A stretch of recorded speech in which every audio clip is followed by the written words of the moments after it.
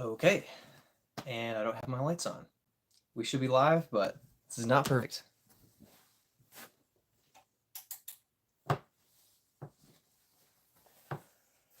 All right. I probably don't look much different, but as the sun goes down, that will make a big difference. Have an actual light shining in the room. Awesome. Well, hey, welcome back to the stream. Here I am in Charlotte. It's birdie time. Trying to see that my stream is working correctly. Once I get YouTube pulled up, I'll see me just like the rest of you do. Not necessarily an advantage. All right, let's see it.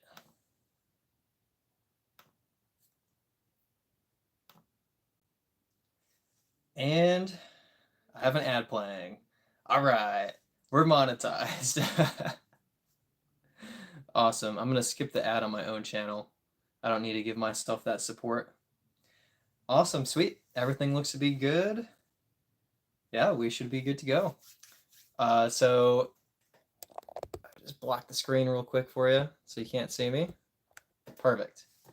So yeah, finally, after 2 years of having the YouTube channel, about 1.5 years of really pursuing it, we have reached monetization status, and I actually get a little bit of money when ads are run on my videos. So it's really exciting. Thank you everyone for supporting me, for jumping on the live streams, for watching my videos, everyone who let a video of mine play in the background so I got one more, watch hour. Thank you so much. It is so nice to finally get something back from my videos, money-wise. So yeah, really appreciate it. All right, good night. I already missed 1 billion chats. So let me real quick go through these. May the 4th. All right, may the 4th be with you and also with you. Can't wait for disc golf and some soup, of course. Always.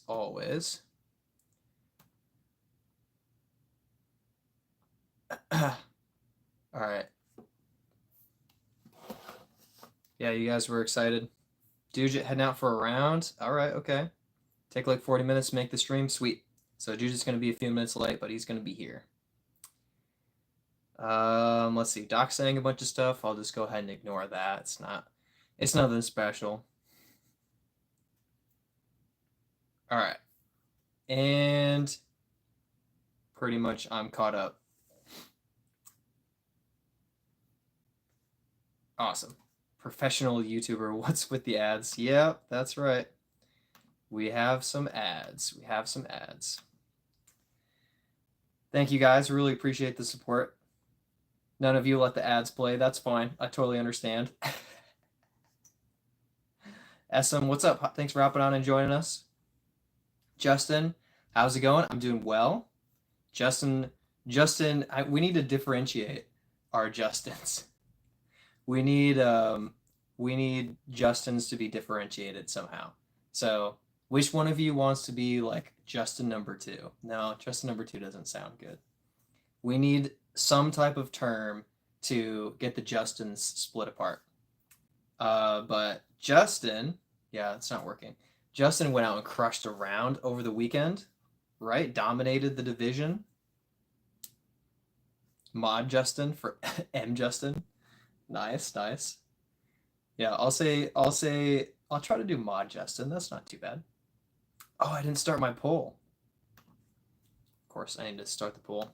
Very important. Very important. Okay. Should have had this typed out. You say professional YouTuber, but I don't even have the poll started when I started the stream. And I was 1.5 minutes late too. So actually maybe it might have been 2 full minutes late. All right.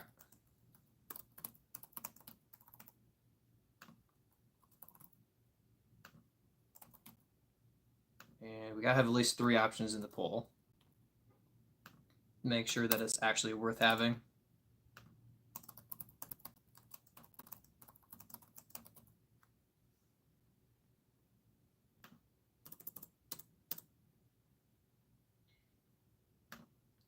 perfect. Got the poll started. Justin or not to Justin, that is the question. Yep, we could refine that a little bit. Well, how have you guys been? Some of you I've been caught up with. All right, that's the way. Oh. So I'll confess, I didn't really set up my disc golf streaming back to the way that it is. Oh. So I did my YouTube, well, it's all YouTube. I did my gaming stream last night. So that's what I was doing yesterday. Got my gaming stream put together for the first time, just a test stream, and got that off the ground. So thank you, everybody who showed up for that. Mod Justin and Todd and Doc and Garrett stopped by and Brent stopped by. Everybody, thank you for swinging through that, making sure that my audio and video was coming through pretty well. Really appreciate the support and the help with that. Everything is looking pretty good for the stream, and I'm planning another one tomorrow at 7:30 p.m. EST. So that's going to be Monday, 7:30 p.m. EST, and that is on my Bhirdietime gaming channel. I don't have that correctly linked yet with my Bhirdietime disc golf channel, but I want to have that interaction, that kind of link between the two channels, so it's really easy for you guys to find it and navigate to it. So I still have to get that fully set up, but I will get there. It will happen. So yes, next stream will be tomorrow night, and I will kick off my series playing through Oblivion Remastered. So I'm very excited for that. It's going to be fun, and I know that the character creation can be quite interesting. So make sure you don't miss the beginning of the stream, because there might be a few monstrosities that get created there. Took some new plastic to the putter course, had fun, so great day. Awesome, Doc, that's awesome. And hashtag Team Brent, of course. Brent was out there today working for a 3-round tournament at the same course. 3 rounds of disc golf today for competition. And he started out really strong, tied for first after the first round, then had a bunch of spit outs, just like all round long, round 2, and then struggled and finished it out well in the 3rd round. But I think he ended up in 4th place. But he just kind of had the basket was not having it. Just not having it. Let's see. What time? 7:30 p.m. EST. That's when the stream will be. Justin is asking Justin if Justin can delete comments. All of the mods should be able to delete messages, to delete comments. SM says, are you excited for the new disc golf game? Yes, I am, and I made sure to get on my Steam account and follow it and request to be part of the early testing. So as soon as that's available, I am hoping to be streaming that as long as my device can handle it. I actually was given a newer, better laptop, which I'm very grateful for, because it does allow me to stream confidently. I was very worried about this laptop that I have in front of me handling the stream. So I very much am grateful for it. To my brother-in-law, Ben, thank you. And I'm hoping to be able to run Steam on the laptop and stream the game from the same device. Right now, my Xbox handles the game and my laptop handles the stream. So as long as something is like a simple game, like the Disc Golf Masters, it should be able to handle both. So I'm looking forward to that once that's kind of like a publicly accessible game. I'm going to give that a try. I meant the other Justin, Justin. Ribera says, are those frisbees behind you? So these are disc golf discs, very, very similar to frisbees, but a couple of differences. If I can grab one without hitting myself in the head. Ooh, I grabbed a G-Star Shrike. So discs are designed to fly further and faster than frisbees, whereas, where is my frisbee? Oh, it's underneath me. I'm like looking around for my Ultimate disc. So I played Ultimate for a few years, but disc golf discs, as you can see, they're really designed to cut through the air better, and they fly, like I said, further and faster than a frisbee would. But they're also drivers, and then mid-ranges and putters. And putters are going to be closer to a frisbee. They're more blunted, and they're designed to hit the chains and drop into the basket, versus a driver, which is designed for distance. All of these discs behind me are going to fly just a little bit differently than each other. Even a disc that is the same intended flight path will have a tiny bit of variation to it. But like I have a couple of different Shrikes in different plastic, they'll fly differently. Then I have I don't know, I have a Paradox, I have a Destroyer, I have a Mamba. They all have a different flight path. Some of them will turn to the right, some will go pretty much dead straight, some will go left really fast, some will swing to the right and then come back at the end. Just depends on how you throw them. But similar to the games of golf, disc golf is played using a basket with chains that you want to get your disc into in the fewest throws possible. So there you go. There's a rundown of disc golf for you. I play a ton of disc golf, including tournaments. And I live in Charlotte, North Carolina, where there are tons of disc golf courses and a lot of big tournaments. So I'm constantly competing and playing disc golf. And Doc summed it up. They are discs like a frisbee, but generally heavier and smaller diameter. SM says, that's what's up. Heck yeah.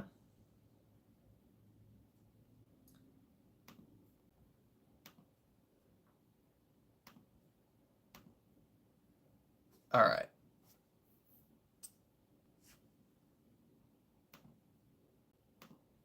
Rivera says, which one is your favorite if you have one? Not the tilt. Incorrect. Where is my Brave? So my favorite at the moment, one of my favorites is the Brave. It is my favorite because it's a control driver, so it's made for some distance, but you don't have to be able to throw like 450 feet to get the most out of it. And it'll just kind of drift a little bit to the right and then come back at the end. It's really good for getting good distance while still having control. And in Charlotte, there's plenty of woods that courses go through, so tons of trees to throw around, which makes the Brave really, really, really great for it. Also, another top disc is the Streamline Echo in the Cosmic Neutron Plastic, another one of my favorite discs. Just kind of a dead straight mid-range for me. The tilt is extremely overstable, so definitely not my favorite disc, but Doc knows that. Brave or Warden have to leave one home for a round. Depends on where I'm gonna play. I would probably tend to leave the Brave at home so I can actually putt. But yeah, it depends on where I play, because if I need some distance in the woods, then I've got to have that Brave with me. And I could just putt with a P2 or something similar. But yeah, I'm definitely not gonna turn my Wardens down if I need them to putt. So yeah, if it's a course where I end up in C2 a lot, I'm really gonna want to rely on my Wardens for my putting. But if it's a course where I don't really need any distance, I'll just leave the Brave at home. Have you thrown the popcorn disc? I have not thrown the popcorn disc. Is that one Mint or Clash? I think that was Clash, right? So I've thrown the Mint Taco and I've thrown the Clash Wild Honey, but I haven't thrown any other discs in either manufacturer. So just those two. That's my only experience with each of them. So I definitely need to kind of get out there more and actually get some throws in with the manufacturers, but I just haven't gotten that many. Oh gosh, Caden says, I want to test your knowledge. What's the big three in anime? Well, if you want to go very current, then Solo Leveling is probably one of the top three at this moment. But gosh, the big three in anime, I mean, you'd probably have to say, you might have to go Naruto. There's too many to like throw in there. All time, Naruto, Dragon Ball Z, and that's a tough one for slot number 3. I'm so tempted to say Attack on Titan, but I don't feel like that's an all-time anime. It's more of like a recent success. What would number 3 be? I mean, I guess if you can call Avatar: The Last Airbender an anime, then it would have to be in the top 3 all-time animes. Maybe One Piece would go up there. Yeah. So there you go. You've tested my knowledge. How did that go? If you want current big 3, Then solo leveling is probably one of the big three. What's the other one that's getting episodes dropped? I'm not sure as much about current. Good enough, 8 out of 10. I'll take 8 out of 10. That's not bad. I'll take an 8 out of 10. Justin says, what do you think about 14 speeds? So I love the idea of a 14 speed, but I generally can't throw them unless they're understable. So my best 14 speed that I throw, I'm going to find it here. It's going to be the Destiny, even though it doesn't say Destiny. I thought this was a Beloved for a long time until I figured out it was a Destiny. But yeah, 14, but I think it's a -3.2. So despite the high speed, it has understability. And I have thrown 400-foot shots with the Destiny a few times. So like it gets out there, it's fine, but it's not the ideal like go-to for me to throw a 14 speed. I tend to keep it slower. Oh, that's the wrong one. I also have the Boreum, which I like because it's a 14 speed, and 14 is my favorite number, and has a BH on it, like my initials. So let's see if I can find the Boreum. Yeah. So if I have to pick a 14 speed just for terms of liking it, it's going to be the Boreum because it has this weird shaped rim. It's like really rounded, and it looks cool. It feels cool. It's a weird one to throw, but it almost feels like the best forehand disc for forehanding that I've ever held, even though I suck at forehanding. But I do love the Boreum. But as far as actually throwing it, it's a 14.6 -1.3, so not really my style. But it's a great disc. It's a good disc. So I would generally say 14 speeds. If you're throwing under 400 feet, don't throw 14 speeds. If you're throwing over 400, if the flight path works for you, absolutely use it for sure. And if you're throwing, 350 and there's a 14 speed that flies really well, go ahead and use it. But don't think that because it's a 14 speed that it will go further. So that's kind of my general advice for 14 speeds for people. Doc says, wait, you're an anime fan and was picking on me for my book choice. Doc says #1 anime is Sailor Moon. I know it's way up there in popularity, but I don't know about #1. Maybe it's your #1.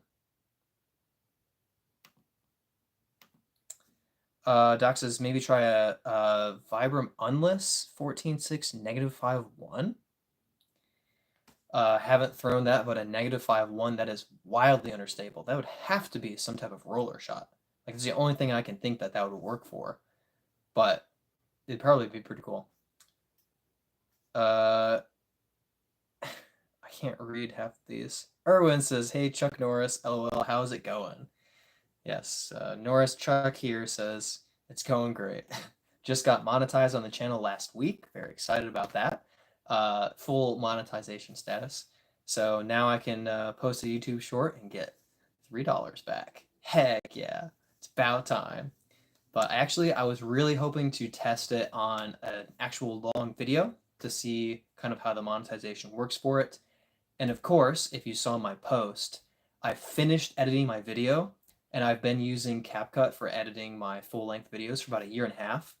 And surprise, sneaky update, now exporting without a watermark, not to mention in 4K, that's a premium feature. So they did this nice little sneaky update where they locked it behind premium, and I could have paid $20 to get a month of premium, decided not to do that.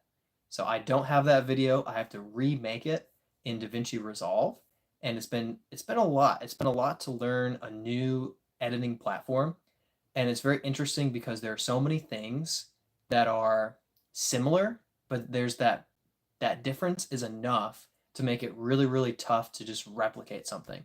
So every time I go to make a keyframe, I have to be like, how do you add this type of keyframe? How do you zoom in, stay there, and then back out in Resolve versus CapCut? Because CapCut, it was simple, it was easy, and now I have to learn it in a new way. So there's all these things where it's like, okay, I either already have this as a preset, or I've already done this, 50 times in CapCut, but now to do it once, it's like I have to go to a forum and start reading through comments and then maybe watch a video instruction to find out how to use this feature.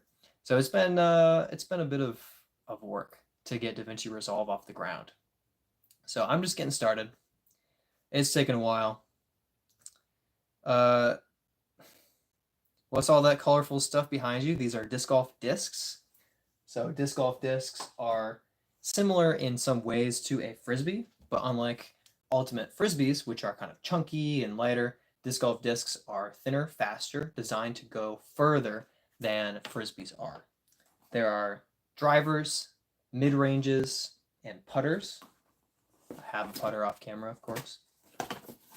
And they're shaped a little bit differently, designed to be thrown different distances, and a putter is designed to hit the chains of the basket and stay in the basket, more so than mid-ranges and drivers are designed to go a certain distance or hit certain gaps. And all of these discs fly a little bit differently.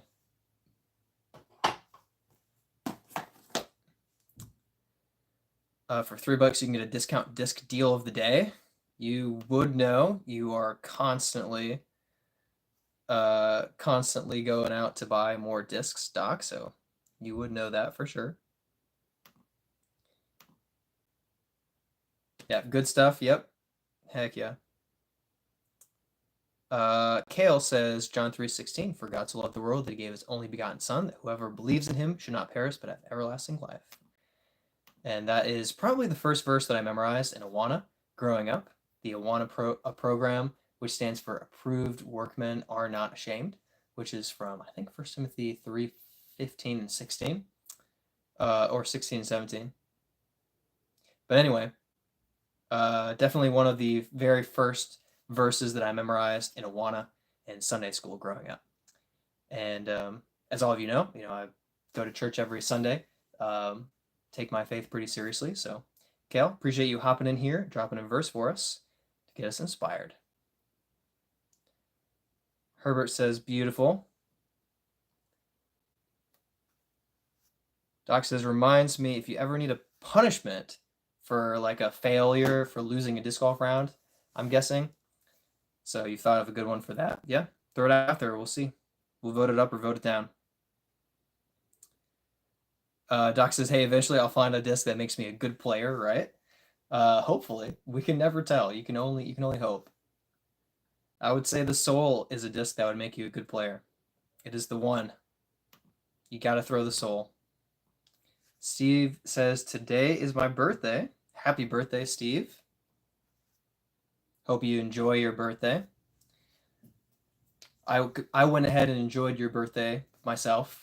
Went to church this morning and had small group, which was very, very nice to be able to kind of hang out and chat with some people I'm close to. Then came home, got a little bit of cereal because I was hungry. Tried out Ghostwire Tokyo. Shout out Devin for recommending that. So I gave that a try. Played it for maybe an hour, something like that. And then made myself cowboy beans for dinner. So that was cooking all day in the crock pot. Yeah, then what else did I do? I set up the stream, did a few things for the channels. Just kind of had a good afternoon. Cowboy beans, basically all the like best tasting like beans dumped into a crock pot with a pound of beef, an onion, a cup of ketchup, a cup of barbecue sauce, some liquid smoke for flavoring, and then you just have it in the crock pot for like 6 hours. And you can cook it on a higher heat if you want to make it be done faster, but it's best on low, kind of just cook for 6 hours for the whole afternoon, and then it tastes really, really good. Yeah, it's really good. I'm pretty sure it is black beans, pinto beans, Great Northern beans, baked beans, and then 2 cans of kidney beans. So yeah, there's my recipe. You're welcome. Devin says Brad makes the best cowboy beans. I think they're pretty good. Devin has eaten them, that's for sure. Doc says, saw no water at your course, so what if your opponent lose, have to be the water boy next round? Carry cooler and pass out water to randos. So there was a water carry, but I would not suggest drinking that water. But have to be the water boy and pass out water to random strangers. That's interesting. Steve says, I don't care. Steve doesn't care that I enjoyed his birthday. I hope you enjoyed your birthday. Hassan says, are those weight plates behind you? So these are disc golf discs. I'll get a new one this time. So actually, this one I got for my first NADGT qualifier at New World in Florida. So disc golf discs are designed to fly further and faster than frisbees, and they're used for playing disc golf out on a disc golf course where you're throwing at your basket and trying to, like the rules of golf, get into the basket in as few throws as possible. So these are all separate disc golf discs. They're all going to fly. Of course, I would do that. They're all going to fly a little bit differently. Some of them will go really far to the right. Some are more straight shots or maybe drifting slowly. And some of them are overstable and they'll dump to the left. So you can use their shot shape and aim to get around obstacles, over obstacles, to fly a certain distance and then kind of fall where you want them to land, stuff like that. Doc says, poor man's chili, love that. Yes, it's more of a sweet, savory flavor. There's no spice at all to cowboy beans. You really just get that, like, that savory, like a little bit of sweet in there versus chili. Also, in my opinion, makes it easier to use the bathroom later. Doc, would be a funny video weightlifting with discs. Have to do that without damaging the discs. I have seen a few where people are like, how many discs can I carry? And they like fill a disc golf bag and put it on, and then another one and another one. I don't remember who that was.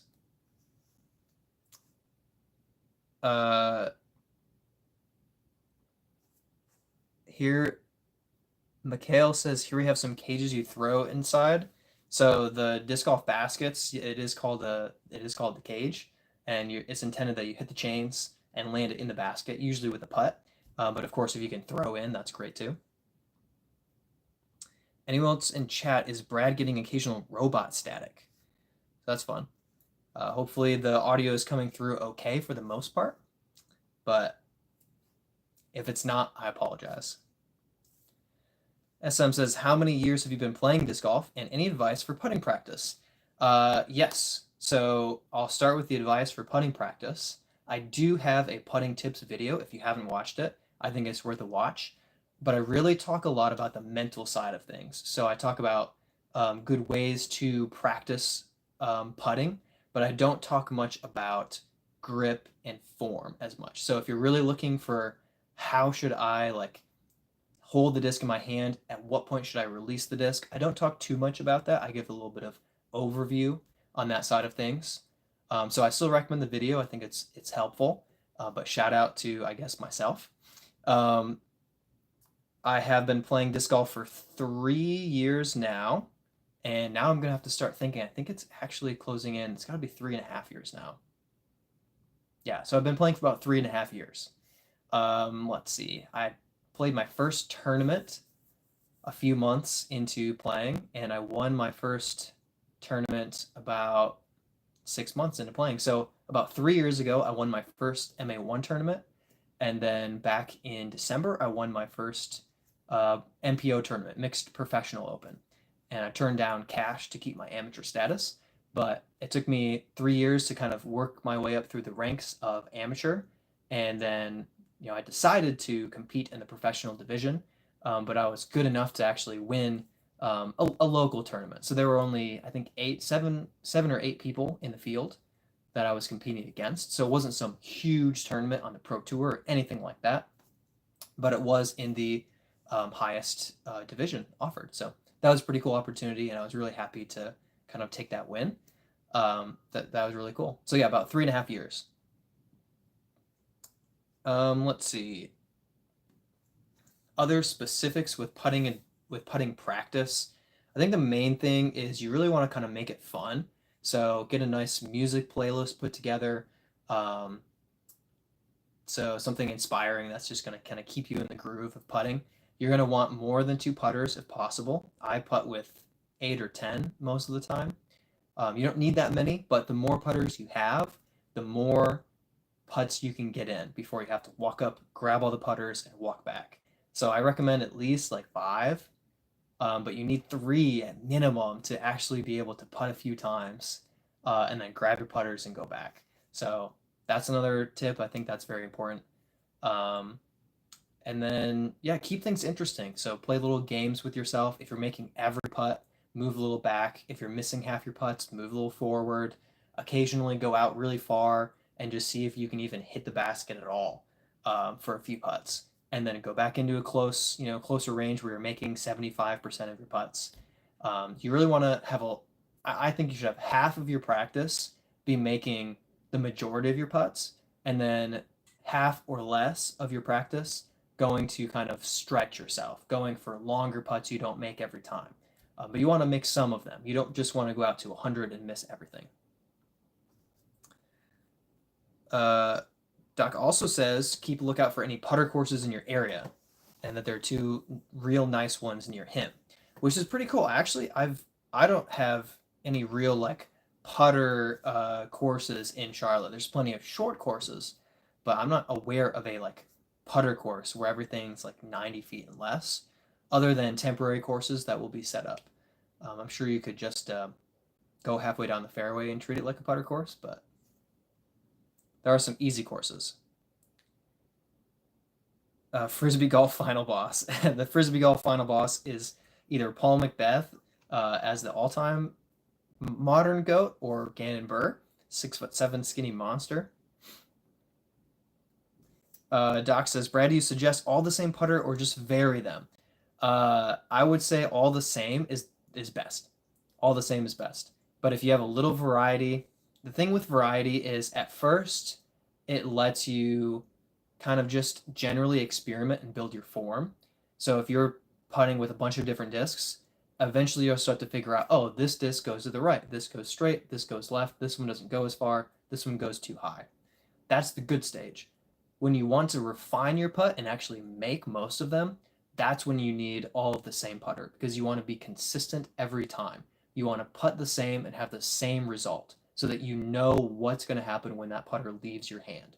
So I would say when you get to the point where you're like, I want to make more putts, you want the same putter. If you're at the stage where you're like, I want to figure out how I'm going to putt, then it doesn't really matter as much because you're going to be probably changing your grip, changing your stance, changing how you weight shift to get momentum on the putt, changing where you're aiming.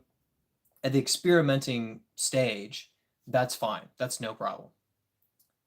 But yeah, once you get to the point where you are trying to actually get consistent, accurate, and good at putting, you're going to want to use a bunch of the same putters.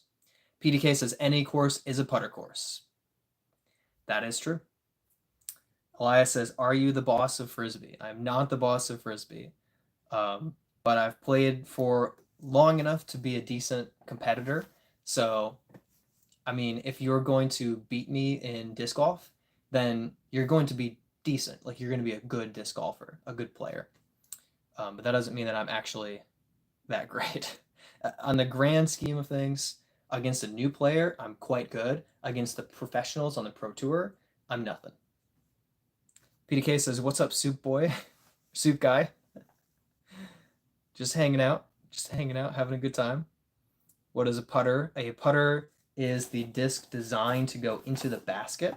So we have drivers, mid-ranges, and putters.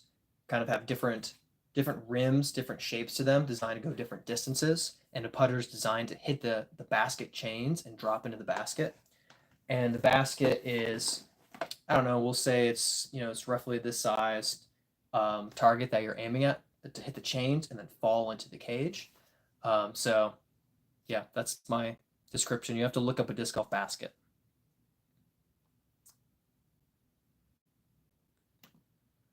We are getting a lot of spam tonight. That's all right. PDK says, I'm old, Doc. Oh, I miss Docs. Any course is a putter course, not when you're old. And that's the thing, Doc. You get up close and it's a putter course. Every course is a putter course if you get up to 50 feet from the basket. Or maybe 40 for Doc. Dude just says, dang, Luke working overtime mod mode. I'll be back in a bit, don't worry. Yeah, mods are working overtime. We're getting the spam. And Devin, yep. Face, I don't know how to pronounce your name. Facil says, how far can one of these things fly?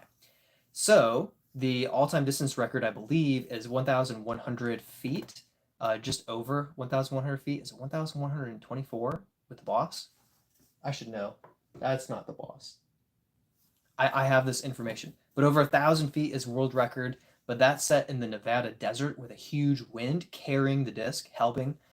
So right now, a really massive throw is like 650, 700 feet. That's an absolute bomb. My best throw is about 430 feet. So I'm not comparing to that level of power that people on the professional tour actually throw with. But discs can go really, really far. And even amateur players who just play for a few months can sometimes throw 300, 350 feet with just a little bit of practice. Michael Fisher says, hi, I'm new. Thanks for hopping on and joining us, man. Appreciate you being here. Just kind of hanging out. PDK says, what division are you in currently? So I'm kind of torn in between MA1 and MPO. I'm still competing in MA1 for a lot of local tournaments until I move up after the amateur majors this year. So I'm going to play in U.S. amateurs in Michigan, and I'm hoping to play in AM Worlds as well. That's in Mississippi. That's going to be a tougher trip for me. And then I have USDGC doubles, also an amateur event. That's kind of like locked for amateurs. So once I finish those 3 events around November, I'll be switching fully from MA1 and I'll just play MPO. But for now, I'm kind of bouncing back and forth. For a bigger tournament, I'll play MPO. And for these smaller local tournaments, I'm doing a lot of MA1. So I'm kind of like back and forth. Brad's very good, but he's not Team Brent. Team Brent is pretty good, but he didn't win today either. Although I didn't play, so maybe I would have.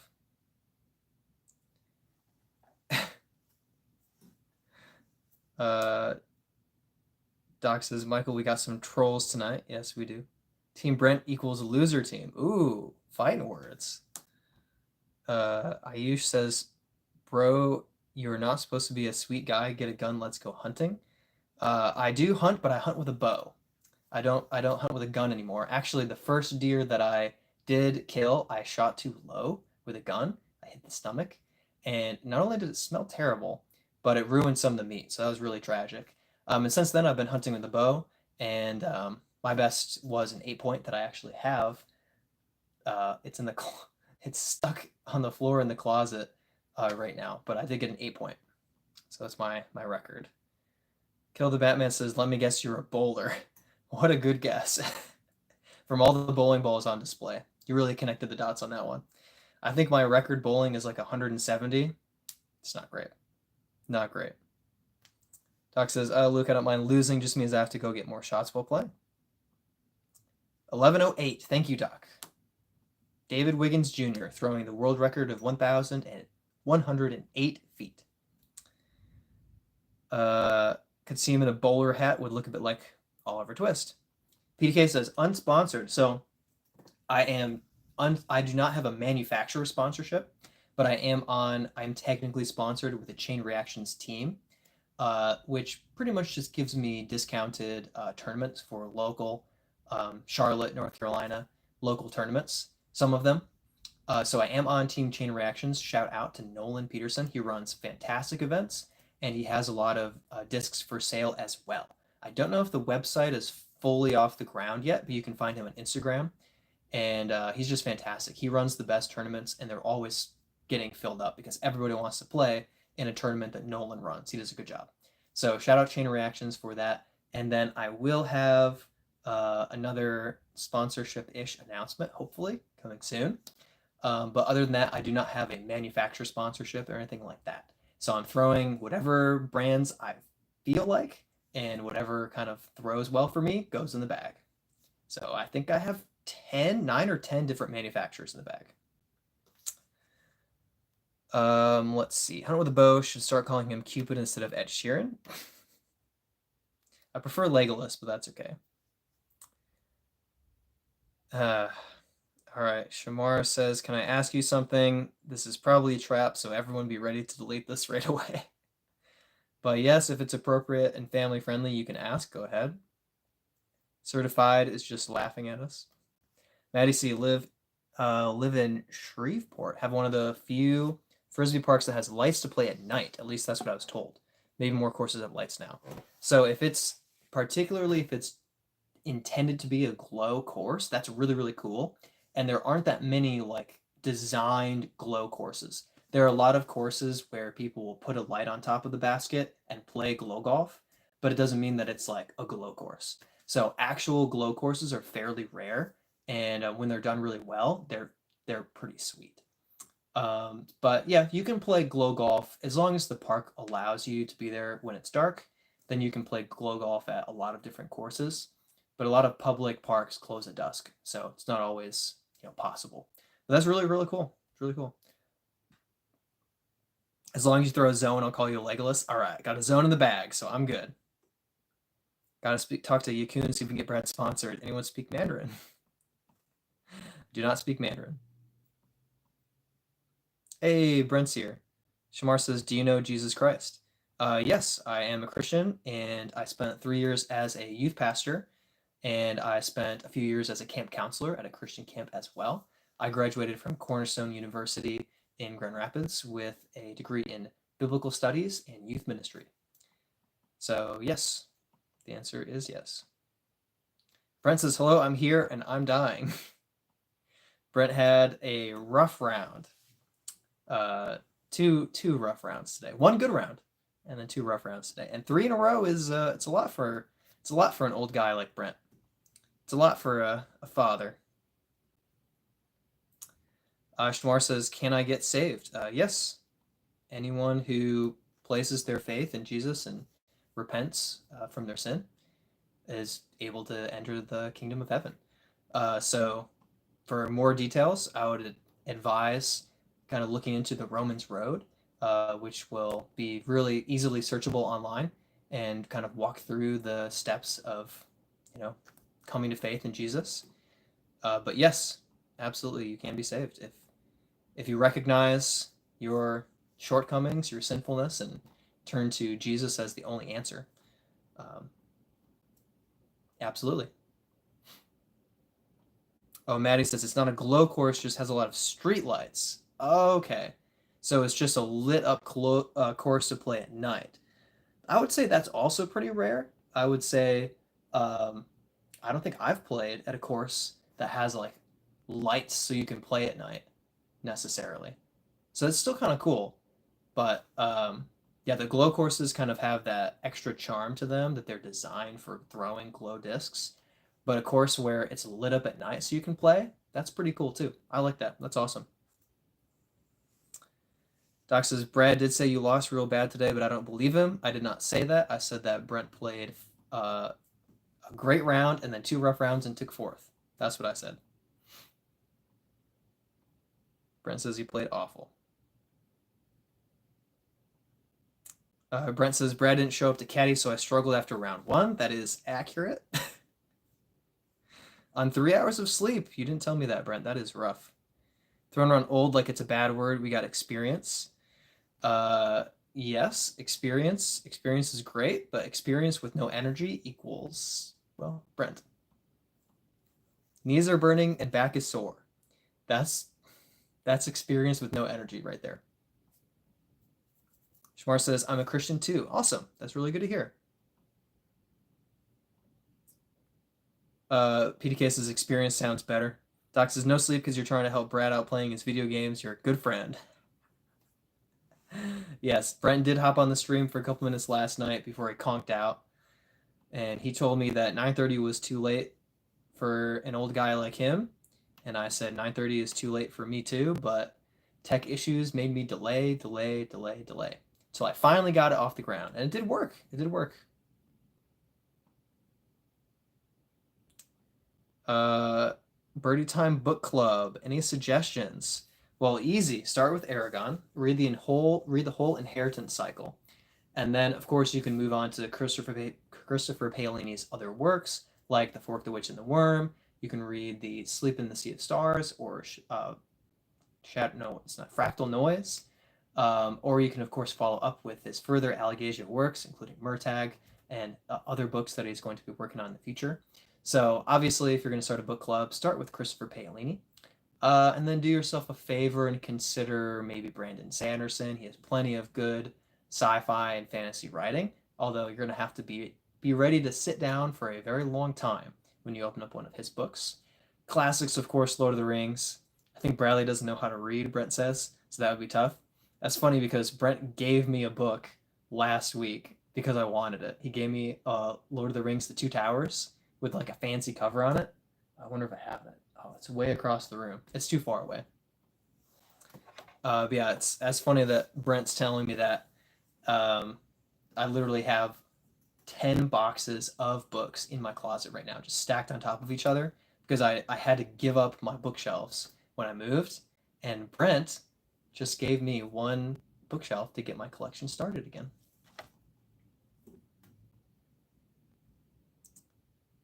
Shmar says, do you believe that Jesus is coming sooner than we know? Well, no man knows the time or the place. So sooner than we know, I mean, it could be at any point.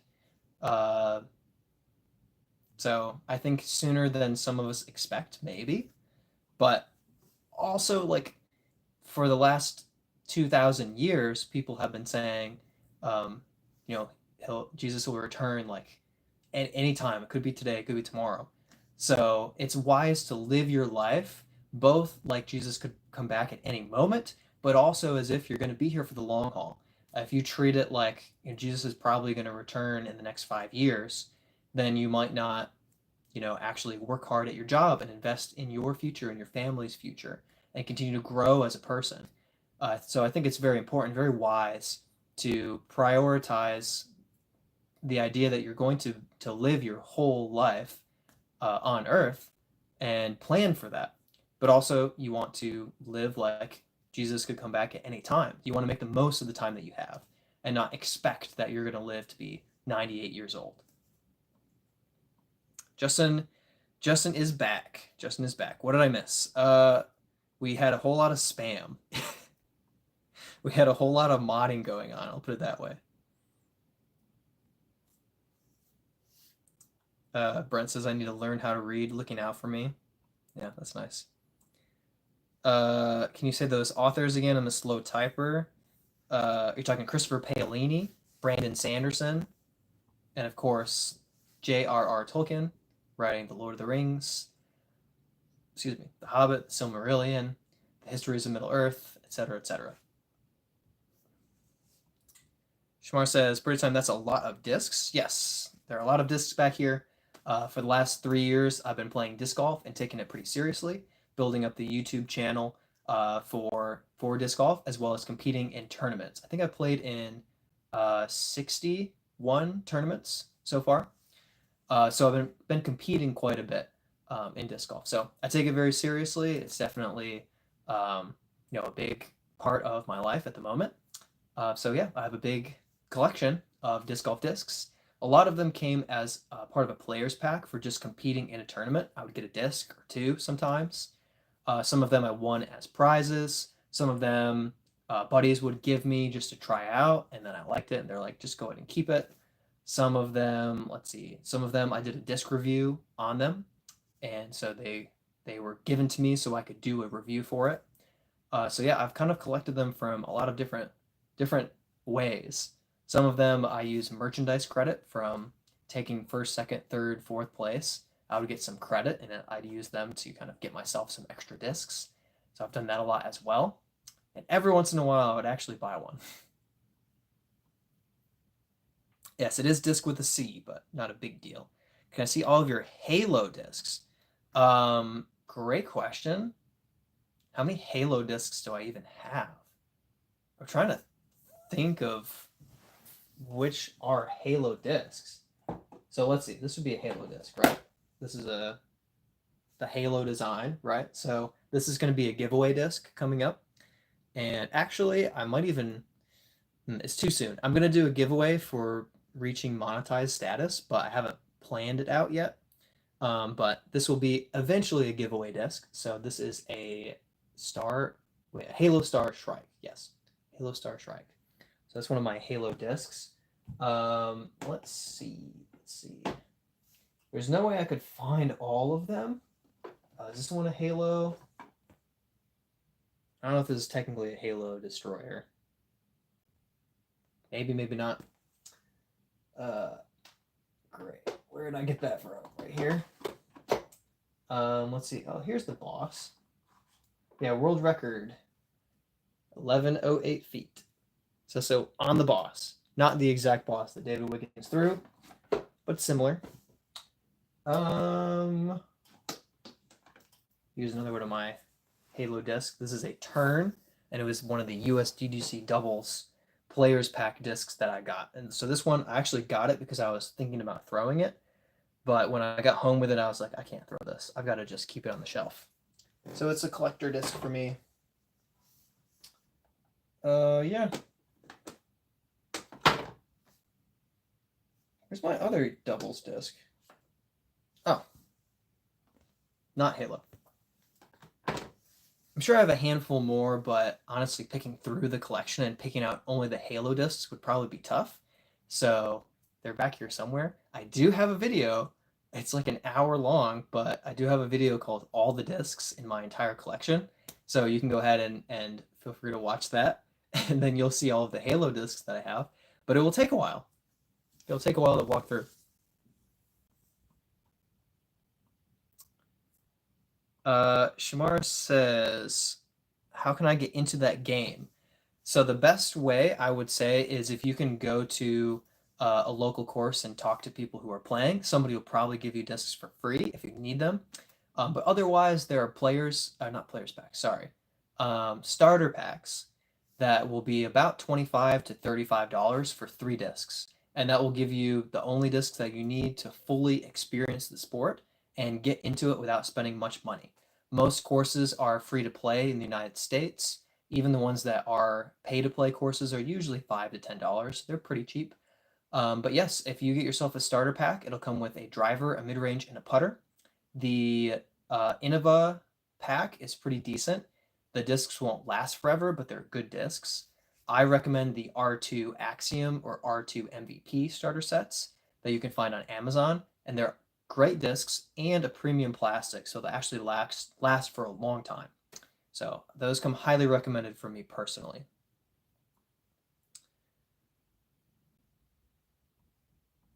Dude, it says, just got back from an absolute stinker of a round. My weekly bad round, though, so it's meh. All right. That's rough. Having to play a rough round is difficult for sure. Getting through that, having the mentality, keeping that on track can be tough. But you'll bounce right back to a 980 rated round by the end of the week.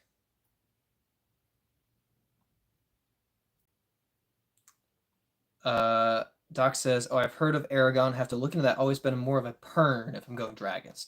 Yeah, I think that, honestly, Aragon will blow your mind. I think the way that the entire world is handled, the internal struggles of the characters, the magic system, everything is written so well. And Aragon was written by Christopher Paolini when he was 15 years old. It's really incredible. By the time he reached the finish of the Inheritance cycle with Inheritance, I think he was 27, 12 years later when he finished the series. But you wouldn't, I mean, he gets better as you go, but you wouldn't read the first book and be like, oh, some 15-year-old wrote this. It's incredible. It's really, really, really amazing. Dude just says, are we going to talk about Birdie getting a 1067 rated rounds? I don't have any 1067 rated rounds. I wish I did. I hope I do that soon. 1067 would be crazy. So did somebody else get a 1067 rated round? Halo is pretty okay plastic. What's everyone's favorite plastic? I mean, we all know my favorite plastic is either the Cosmic Neutron or the Royal Grand plastic, maybe the S-Blend, Discmania. Always give that a shout. Good plastic. Doc says, yeah, dudes, we're all amazed he stole Brent's talent.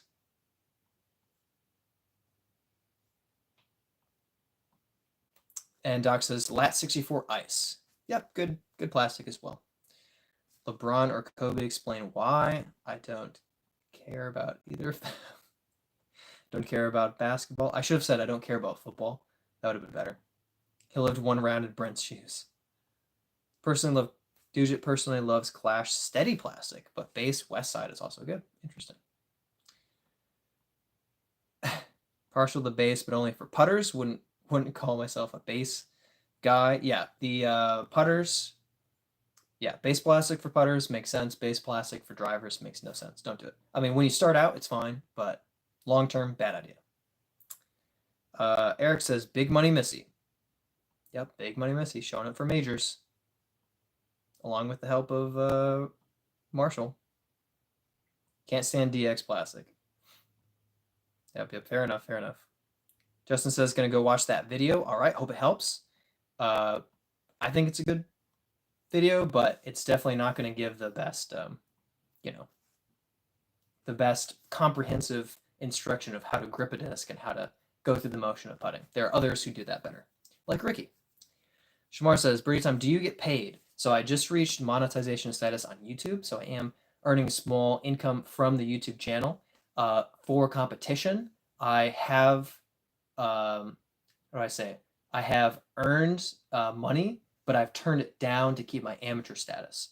So I have in several professional tournaments that I've played in, I have cashed, but to keep my amateur status for the end of the year for a couple of amateur majors that you can only play as an amateur and never again once you accept cash. So I've turned down cash for a couple of professional tournaments that I've played to keep that amateur status going. So I anticipate once I finish with my amateur events by the end of the year, as I shift into the professional division, I do anticipate pretty consistently getting my money back for tournaments and cashing, at least getting what I pay in straight back paid to me. And long term, I do anticipate making money through disc golf as well. But my income is going to be multi-sourced from videos, merchandise, memberships, competing in tournaments, and then probably side gigs as well, doing website work and stuff like that. Axiom 3 disc R2. Never mind, Brad beat me to it. Oh man, how far off? I'm 5 minutes back? Okay. 14 people watching and 54 votes. Yeah, we had people come and go, so people hopped in and voted and left. Speaking of, 62% say the haircut is good. 27 say bad, and 11 say good and bad. Fair enough. 62% honestly higher than I thought, and I will say when I was getting the haircut, I was thinking this is going to be bad. I don't think this is going to look good by Sunday. But after it was done, I was like, okay, it's a little better than I thought. I did have to give a couple of extra prompts, like, hey, like, touch that up, like, come on. And in the end, honestly, I'm happy with it. So I was nervous for nothing, but I did kind of feel like this is not going to turn out well, and then it turned out fine. Okay, Eric said 2 rounds today, -2, -1, not bad, just not great. Yeah, that's fine. A little under par, that's fine. Yeah, dude just says 14 concurrent viewers, others voted and left. Yep, very true. Oh, Brent says Birdo 16 down, 1067. Not Birdie. Yeah.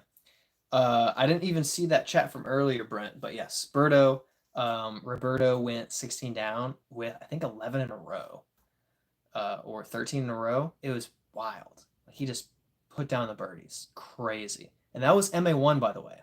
He was playing in Brent's division in MA1, not MPO. Course record, yeah, just destroyed it. For park courses, DX is fine. It just depends on how fast you throw and if you hit trees. If you hit trees, then DX is not fine anymore. If you play like once a month, DX is fine. Very true. Steven, hey, hopping in. Hope all is well. Did you enjoy your stream last night? Yes, I did, and it was just a test stream, but it went great. And the follow-up gaming stream will be tomorrow at 7:30 p.m. EST. Got my soul back. Thank goodness. I'm very happy that you got your soul back and that it wasn't just stolen. Lost my crave, but not as important. Okay, that sucks. But I'm glad you got the soul back. That's very important. And desperately need a haircut, just like how I need an oil change ASAP. Guess what? I also need an oil change. Tamara says, have to go by. Thanks for hopping and stopping by. Appreciate it. Every week, 6:30 p.m. EST on Sunday. Let's see. Glitch World Champion qualifiers coming up. Got to practice with my parachute. All right. Talking about bad disc plastics. Loathe the Eclipse plastic. Interesting. Haircut looks like your old one, but shorter. That's the goal. It's always the goal. I like the haircut, so I just keep it the same. Every once in a while, they go for shorter and they do like way shorter. And I'm like, what are you doing? Or they thin it out way too much. And I'm like, goodness, there's no hair left to work with. Just a couple extra strands in the front. But this time it worked out great. Cut looks good. Just keep the beard. Beard's gonna stay. Beard's gonna stay for a long time. Maybe if somebody donates a lot, I'll shave it. But it'd have to be a few $100s to shave the beard.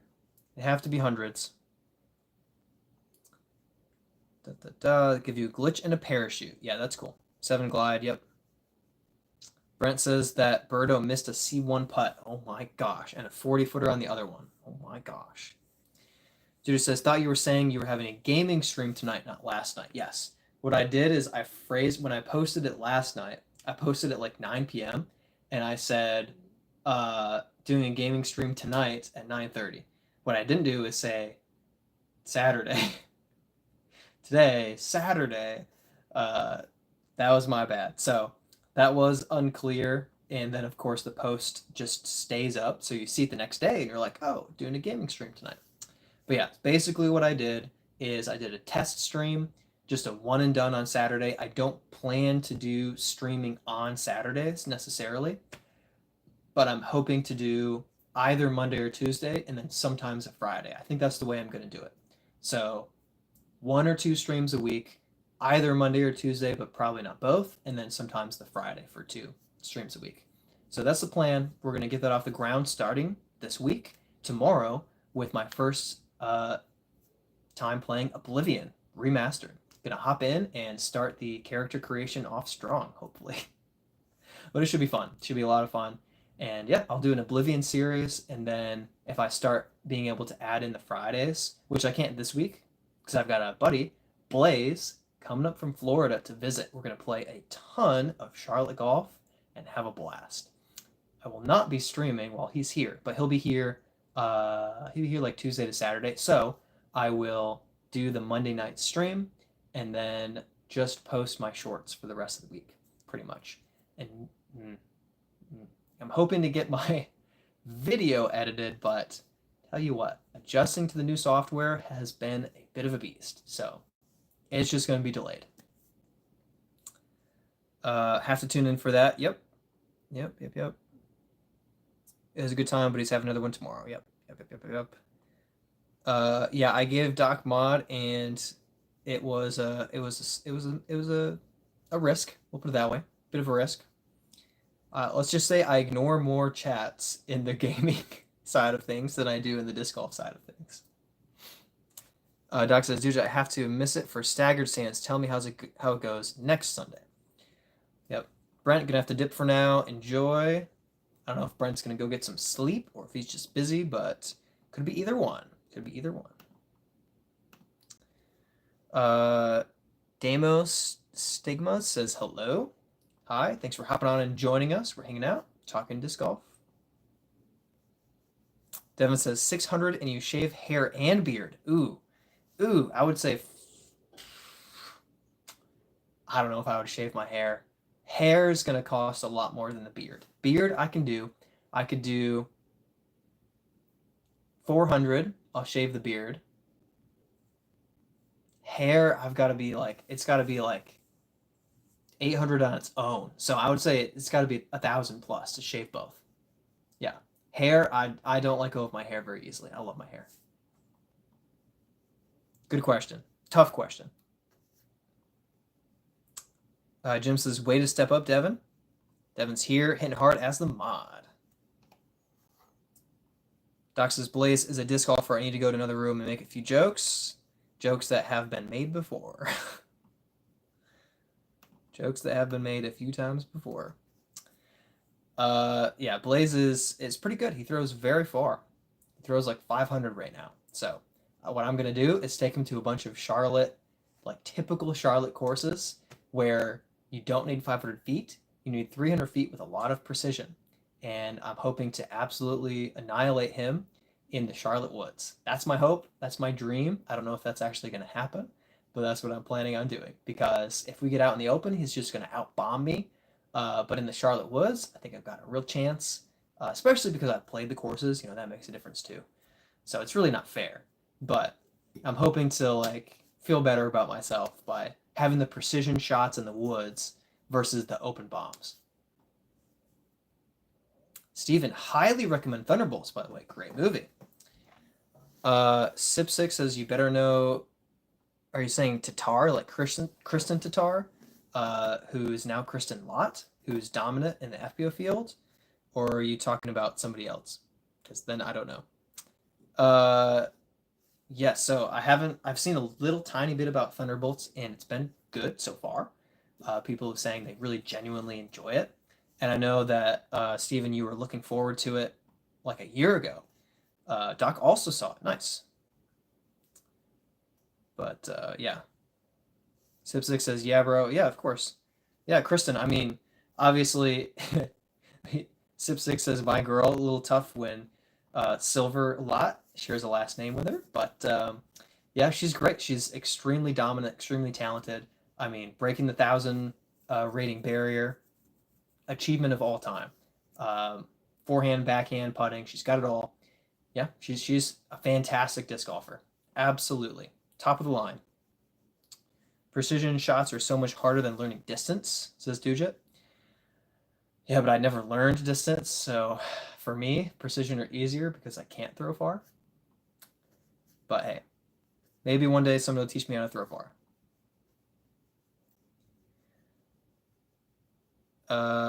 Doc says, nice mix of action, emotional, and funny. You gotta love it. Usually you get one of the three. Even 2 out of 3 for good movies, but all of them, that's pretty nice. That's pretty nice. Estonian girls dominate. I mean, yeah, she's very, very good. Very, very good. Doc says, the Bob jokes killed me. Oh, from the movie.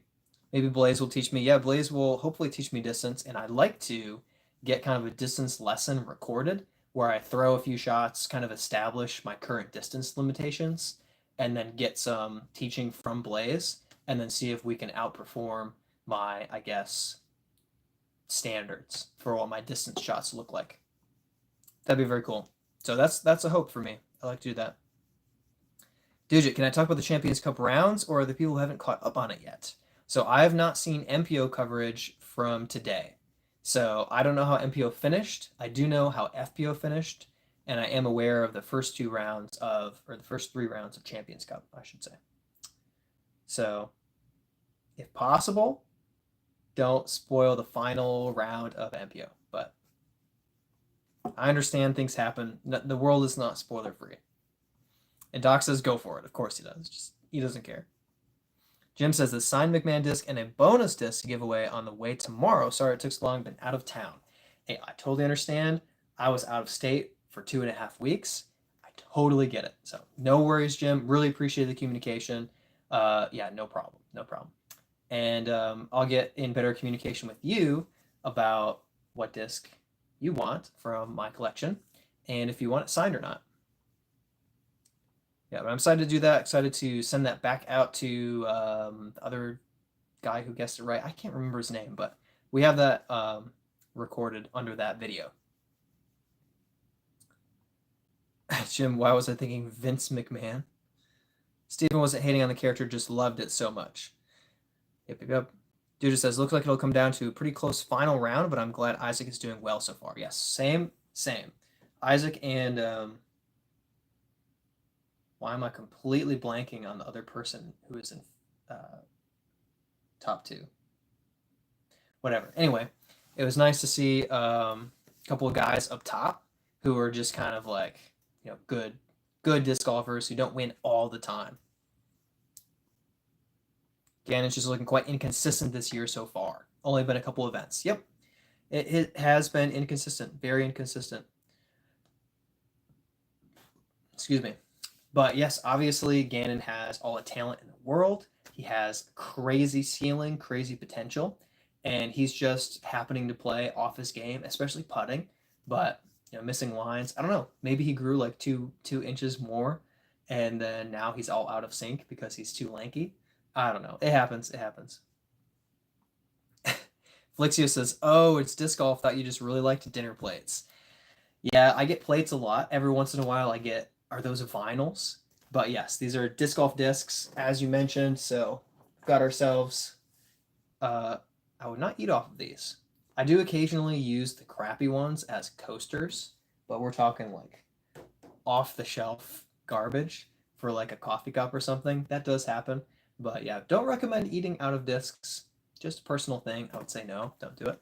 But to each their own. If you really want to, you can. I would stick to mint or clash. So you're eating out of a taco or a berry or something like that. It would make a little more sense. Yeah, Gannon's gonna come out with a couple of really, really good wins this year. He got the one, but he's gonna get more. Sad for Paul, he could have used the win. Yeah, Paul's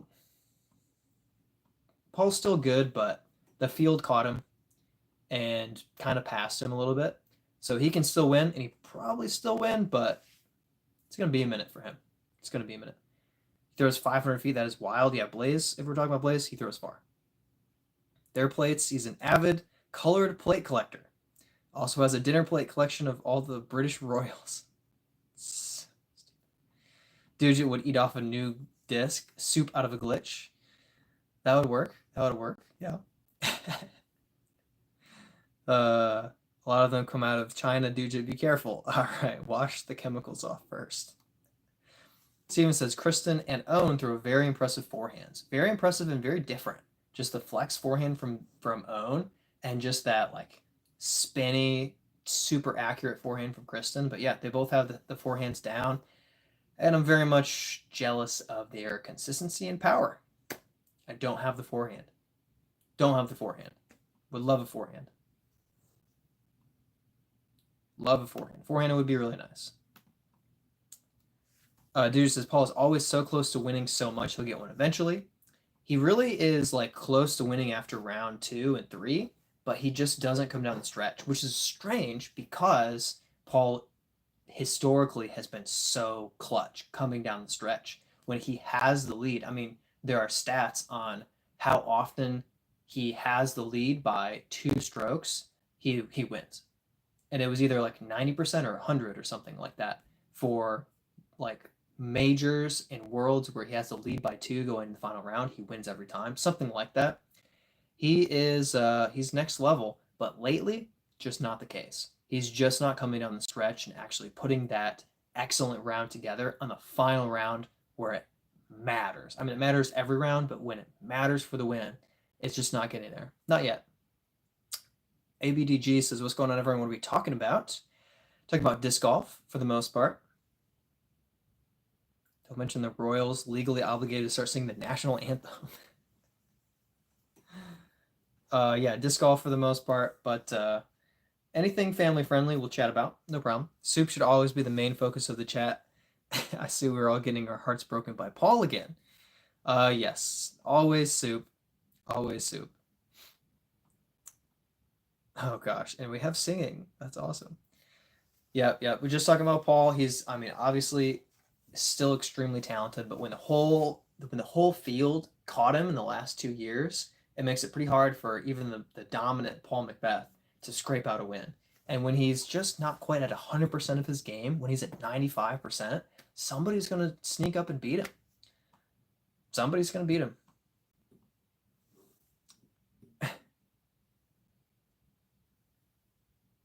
Dude says, oh yeah, my wild honey came in on Tuesday. All right, and how's it flying for you? Is it too flippy?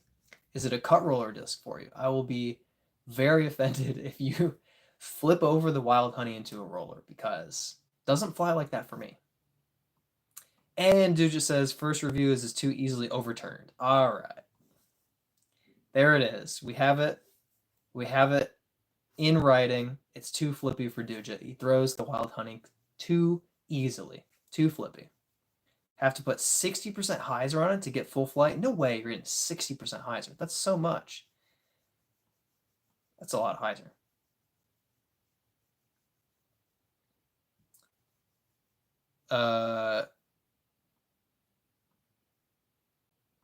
Two mermaids coming in the mail for Doc as well. Join the lobster so far, just 1 day throwing. Interesting.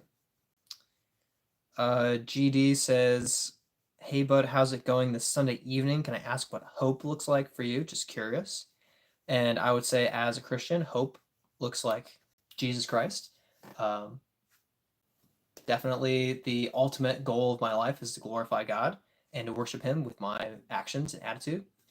So that's where my ultimate hope is. Certainly not in my own ability to compete in a tournament, because I've missed too many putts to know better than that. A yes would use as roller if need be. And my feelings are hurt. Dugit throws too far. Throws too far. ABDG says, anyone get any of the MVP OTB series? Got the virus and might be the best feeling disc on the market. Interesting. I mean, I like a virus, very flippy for me, but I haven't had anything from the OTB series, personally. Maybe not 60, more like 40-ish. Still a lot of hyzer. It's a lot of hyzer. Dude, you got an OTB hex from last year recently. Awesome, awesome. GD says, love that. Thanks for sharing. Yeah, appreciate you hopping on and joining us. Steven says, sadly, I think the field caught up to Heimberg and Eagle. I hope not, though. I will say, this is my opinion, I will say I don't think Calvin's hit his ceiling yet. I think he's still getting better. Eagle, I think Eagle's issue is it's hard to come back. It's hard to come back from injury. And he's just dealt with surgeries and delays, and it's really hard to get back from that. I don't think Eagle is back. I don't think he's been back yet. Maybe for a round, but he has not been back for a tournament yet. So, in my opinion, Eagle has still not come back to his skill level since he's gone through injuries and surgeries. Calvin, I don't think he's playing at the level he played last year.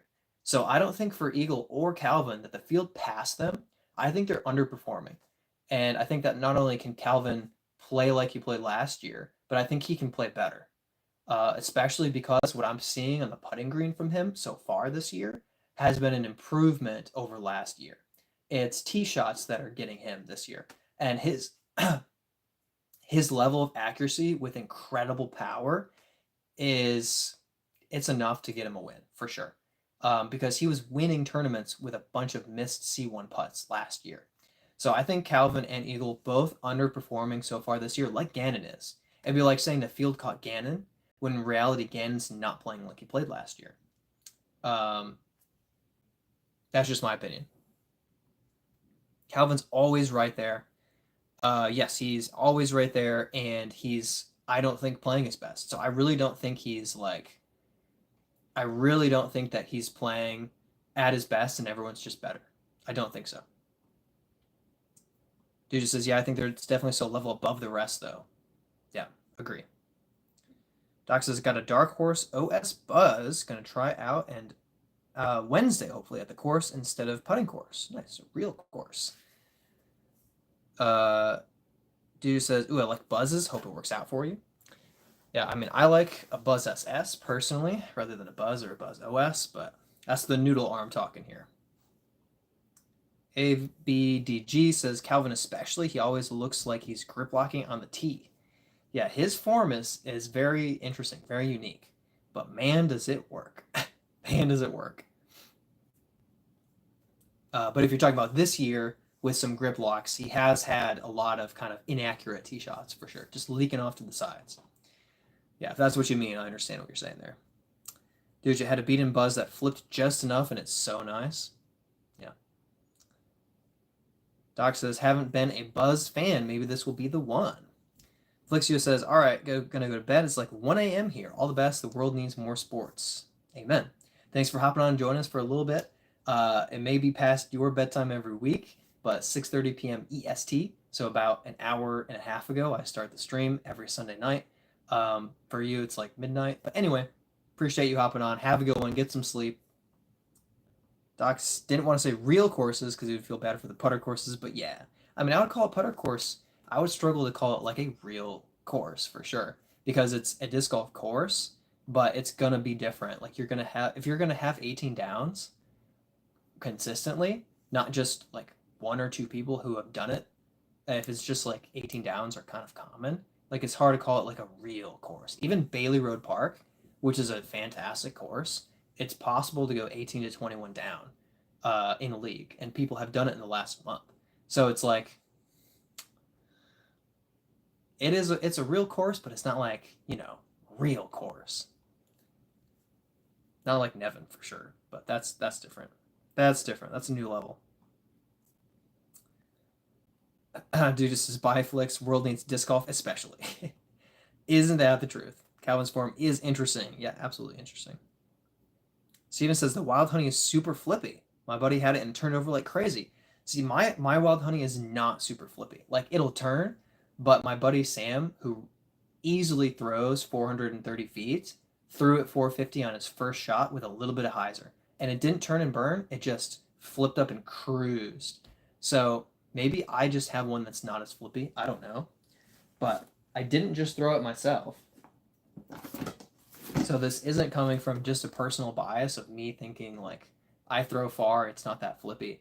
But like other people have thrown this who've thrown it far and it doesn't cut roll. Like it doesn't absolutely turn and burn. So I don't know. I don't know what it is, but maybe mine's more domey. I don't know. My wild honey is not that flippy. So that's unfortunate, Dujit. Too bad that it's too flippy for you. I was really hoping it would just be an absolute bomber for you. Dude says favorite form is Mattio's putts. That's just such a unique little thing. The way that he uses his elbow and just pops the putter out. It's so wonky, but it's so effective. It's great. Maybe do a buzz only round, Doc. All right, there you go. There you go. Wild honey is still usable. That's good. 4 or 5 buzzes, nice. Obi Juana Jablomi. Oh gosh, why did I read that out loud? Said picked up disc golf back in mid-March and wondered if you had any tips for backhand, working on rebuilding my form or less muscling. So I would say, let's see. Tips on form. I mean, it's all about timing. It's hard to verbally describe tips for form. So the main thing that I would say is you're going to want to make sure that your stance when you're coming down the tee pad, if your tee pad is in a straight line to where you want to throw, you don't want your feet lined up with your target. You want your forward plant foot off to the side. So if you have like a straight line that your run up is over, you want your back foot on one side of the line and your plant foot on the other side of that line. So you want this line on the tee pad. You want to plant your feet on both sides of that line, opening up your hips and allowing your reach back to be both further and your swing to be a little bit away from your body, so you're not hitting your own arm, hitting your own chest when you go to throw the disc. It really opens it up. Oh, as far as less muscling, really focus on hip movement and getting the power generation from your body instead of from your arm. Like I said, it's hard to describe it. So there are a couple of good pro filmed videos with Drew Gibson, Paul Macbeth, and others who will talk more about that timing and that form. A lot better than what I could do from just some discussion. But I hope that helps a little bit. ABDG says, by the way, this is AVB, just switched up the name. Started uploading disc golf shorts. Awesome. I got to make sure I watch those. I'm not sure I've seen them yet. Dude, would love one that's just -1 turn and 2 fade instead of -2. Yeah, that is a good point. That a little bit less of that flip. Jim got all the OTB discs for the collection and an extra range to throw. Love it. Awesome. Awesome. Thomas Harris says, how's everyone? Doing well. Doing well. Excited that I hit that monetized status for the channel. Very, very happy about that. And otherwise, just having a good Sunday. Having a good day. Dude says, what color is your wild honey? It is kind of, I would say, a teal. It's like a bluish greenish color, as far as I know. Dude says, mine's red, maybe flippier than the blue. Oh, I'm 5 minutes behind. Of course I am. Also 173, so not the max weight. Colors can affect flight. I didn't know necessarily about Clash doing different colors, having different stability, but maybe. You never know. Thomas said, Big Tuna says, you better catcher than my dog in frisbee. No. I played some ultimate frisbee, but frisbee I don't play anymore. I play disc golf. Very much different flight path, and you don't play catch with the disc. Disc will wreck your hand or your face if it hits you in the face. Frisbee doesn't hurt that much, just a little bit. Thomas said, really tired. Glad I got tomorrow off. Other than that, doing good. Awesome, dude. Glad you got tomorrow off too. That's going to be nice. Dude just says, keep looking, but if I throw it enough, I'll get it sooner or later. Well, if you really need to rehome a wild honey, I would take a second one. OTB Open Trance from last year is really nice. Not too flippy. Yeah, Dude says, got to use the hips instead of all arms. Yeah. Great tip with the lineup, and thank you, Dude. Currently focusing on one step and wall drills. Good. So it sounds like you have some of the fundamentals that you're working on. That's good. Yeah, some people have very established form, and they need like a really specific and intensive look to fix a little thing that they're doing with their timing. But it sounds like starting from the ground up is probably going to be a good thing for you to kind of build it up.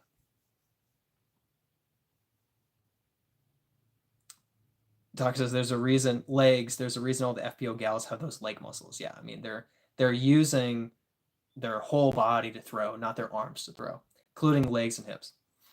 ABDG says this is going to sound like I'm blowing smoke for Brad. However, I just studied his form, and once I locked in a similar backhand form, it made hyzer flipping so easy. Hey, well, I'll take that, and I'll say that makes sense because my form it's hyzer flip focused, and it does make it hard for me to throw overstable discs because the natural hyzer, it makes the disc just impossible to get out of the hyzer. So I'll underthrow overstable discs, but I'll maximize the flippy stuff. So it makes sense. It definitely kind of is my style. So I will take that compliment though, and nobody can steal that away from me. That makes me feel good on the inside. OB says, no worries, appreciate the advice for sure. Absolutely, man. Keep building on that. And it's cool that you're back into disc golf. I mean, it's the sport. It's the sport to play right now. It's great. Everybody's jumping into disc golf or jumping back in. It's good for schools. It's good for families. The amount of like school clubs, disc golf school clubs that are popping up, it's really awesome to see. Really awesome. Yeah, putting in the work. Absolutely. Any day with disc golf is a good day. All right. Maths Debater says, what's disc golf? And Doc says, it's golf with discs instead of clubs. So basically, a driver is the disc you're throwing instead of the club you're using to hit the ball. And a driver will, if you throw it fast enough, go further than a mid-range, which will go further than a putter, which is designed to putt into the basket. Otherwise, the rules are very similar to golf, where every time you throw, it's a stroke. You're counting that. You want to make it to the basket in as few throws as possible. There is a putting green that has different rules associated with it. There's out of bounds, stuff like that. So it's very similar to the rules of golf, but instead of a hole in the ground, it is a lifted up basket with chains. You want to hit the chains and fall into the basket. So not a hole in the ground. But good question. Do you get birdies and pars and stuff? Yes. Birdies, pars, eagles, bogeys. Yep. The clubs we use to beat up people who call it froth. Josiah says, what's a good brand for beginners who want to get into disc golf and get affordable discs with great quality? So this is a great question. I love this question. So there are some good starter sets. If you actually want good discs for your starter set, I recommend the R2 Axiom or R2 MVP discs. You can find those starter sets on Amazon, and you'll actually get premium plastic discs, but they're going to be kind of flippy or more understable, so it's easier to start the sport out. If you just want like decent discs but lower quality plastic, the Innova starter set is always good. But when you get to start throwing a little bit harder and you hit a few trees, those discs are going to be like bending and they're going to be trash. So the DX plastic is fine at first, but it doesn't last long term. I recommend the R2 Axiom and R2 MVP starter sets. Those are my personal like I think high quality discs for a starter set. Dujit says Frolf is my least favorite disc golf name. Other shout out Josias, if you start playing and you get out on the course and you like meet somebody like me and you're like, I just started, I've just got my 3 discs, dude, I'll give you a disc. So like there are people like me who would be happy to help you start building your disc golf collection when they have 200 plus discs at home. So I'll shout that out there too. So make some friends on the disc golf course and you'll start getting discs given to you probably. Let's see. Frolf, not Floff. Dude, most discs around $20, but an Axiom starter set is a good value. Yes. Oh, you're saying most starter sets around 20? Yeah. Most of the cheapo starter sets are 25 to 35. But I think the Axiom ones are worth it, and I think they're 35 to 40. We use a basket. Yep. Octogram says, didn't understand anything, but sure. So like a basketball hoop and you throw it in, sort of like that, but about 2 feet off the ground, 2 to 4 feet off the ground, instead of really elevated. Kevin says, favorite driver. So I would say at the moment, favorite driver in general is going to be, if I can grab it, going to be the Brave. So I love the Brave, especially in the woods. It's a great distance. Well, it's a great driver to get some distance while maintaining control. And in the woods in Charlotte, you don't need tons and tons of distance. You really want to have control. So the Brave 7, 6, -1, 2 is just perfect for me. My other new disc to the bag is the Wild Honey. New distance record for me, topping out around 430 feet. So Wild Honey is doing good things for me. Unfortunately, if you actually throw far like Dujit, it's a roller disc, almost. How many yards is a hole? So we measure in feet. So if you basically take a golf hole and just convert from yards to feet, that's going to be similar to disc golf. So instead of a 300-yard hole, it's going to be a 300-foot hole. That's very much like a decent little comparison. So yeah, 150 yards is a long par 3. Brad's got too many. Yeah, I do have a lot. How many?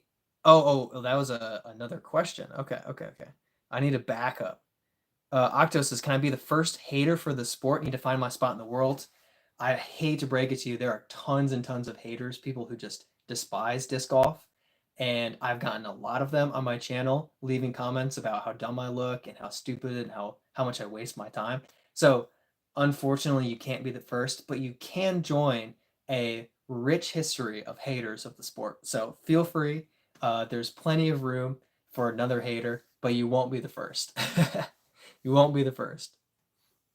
Maths, yeah, they're a lot different. So every disc up here is going to fly a little bit differently. And some of them are intended to fly off to the right, some are intended to go more straight, and some go left. And their flight path is intended by the shape of the rim.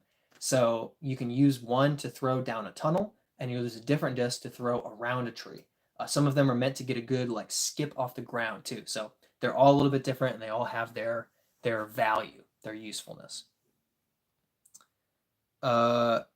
ABB says, went from 4-5 fade over stable forehands only. Now -3, -4 turn for backhands. Loving it. Heck yeah. I makes me proud. Let's see. Need a mini disc golf catcher to show noobs. That's a good point. What weight? I think my Brave is a 173 to 176 Brave. I don't have the weight on there anymore. I think it was a 176, but or 174, 175, 176. I don't know. Something like that. It's not 180, but I don't know if Braves can get to 180. Judge's quality. I used to putt with the Warden and throw with the Judge. Judge's team Warden. Judge's quality. My first eagle was with a tree kick throw-in with a Judge. Then I lost that Judge. It made me sad. Kevin, how many aces have you bagged? So I have 32 or 33 aces, but not all of them are first throw, like scorecard, legit aces. I think I have 7 first shot aces. I just got one last week, actually, taking a friend out on his first round of disc golf, teaching him the ropes, showing him how to play, and I aced first shot. So that was really, really cool. That was a lot of fun. But yeah, they so I have 7 like real aces, and I have 32 like aces. But that's me throwing a stack of discs until I make one.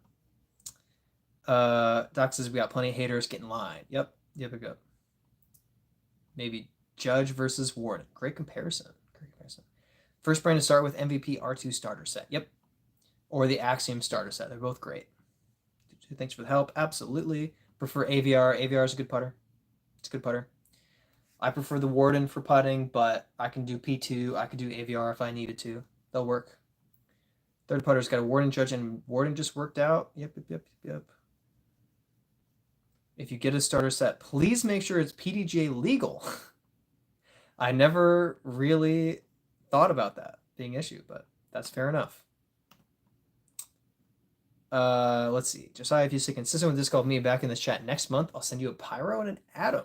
Great mid putter combo. Heck yeah, dude. Keep coming back and get that Pyro and Atom. AB hasn't even sent me a Pyro yet. Not yet. Even though I need to throw a Pyro. It'd be harder to find a non-legal set. I have seen some. Doc is right, on Amazon especially. But yeah. Amazon Mickey Mouse brands. Oh gosh. Franklin discs. Good night. Where are you guys playing these days? I play a lot in Charlotte, so oh gosh.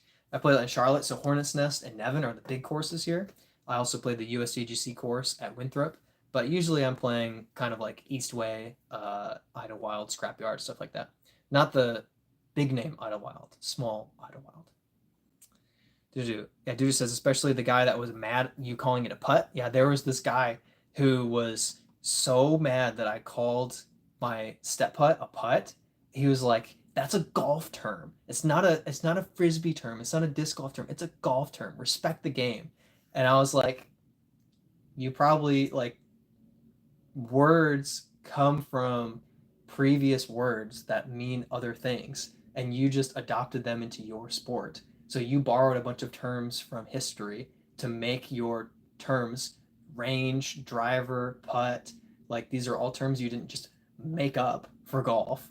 So when a sport, which is kind of a spin-off of golf called disc golf, borrows some of those terms, it's not disrespectful. Like it's the most ridiculous thing that you could ever say is respect the game.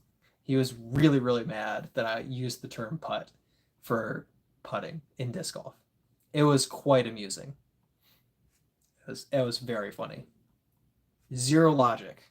100% anger, 0% logic. Pyro's awesome. Do you have an issue with calling it froth? I personally don't hate froth as a historical term, because that's what it was. But now it's a disc golf. Like it's officially like they're discs, not frisbees. They're technically in the same family as a frisbee, but discs are an intended design that's better than a frisbee. Discs are made to fly further and faster, so they're legally a different thing. So I like disc golf, but people who call it froth doesn't bother me too much. It bothers Dugit though, so heads up. Dude says, yes, it irks me. Nothing against those who say it. Yeah. Justin says, yo, good night, Birdie. Justin, thanks for having on for a while. Normal Justin, I don't know what you call it, how to differentiate Justin, but thanks for being here. Appreciate you, man. And great job dominating this weekend.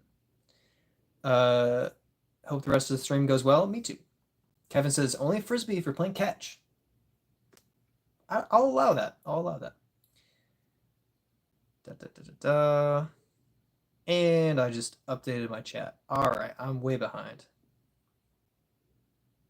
Hey, Brad, are you going to work the forehand if I send you one? I have 5, so it's no big deal. I will work on the forehand, but I have no guarantees to say that it will be a good forehand. But I have been working, and I will continue to work on the forehand. So I'll just put it out there. I will make it, if I get gifted a disc, I will make sure that it gets filmed and on the channel. And if somebody gives me something and says that is for forehanding, then I will film it as a forehand disc, even though I might throw it back into. All right. Pyro Squad. I'm catching up on all the chat and ignoring most of what Doc is saying. The most heartbreaking haterade moments when Ontel got an ace last year and was put on ESPN Top 10. The broadcasters talked so much smack. It was sad. Yeah, that's the ridiculous thing. It's like it makes SportsCenter as coverage, and they don't take it seriously. Like they're undercutting their own broadcasting by not taking the highlight seriously. They should be amping up the highlight that's on their coverage so that they get the fans of that sport to like them. So they undercut themselves.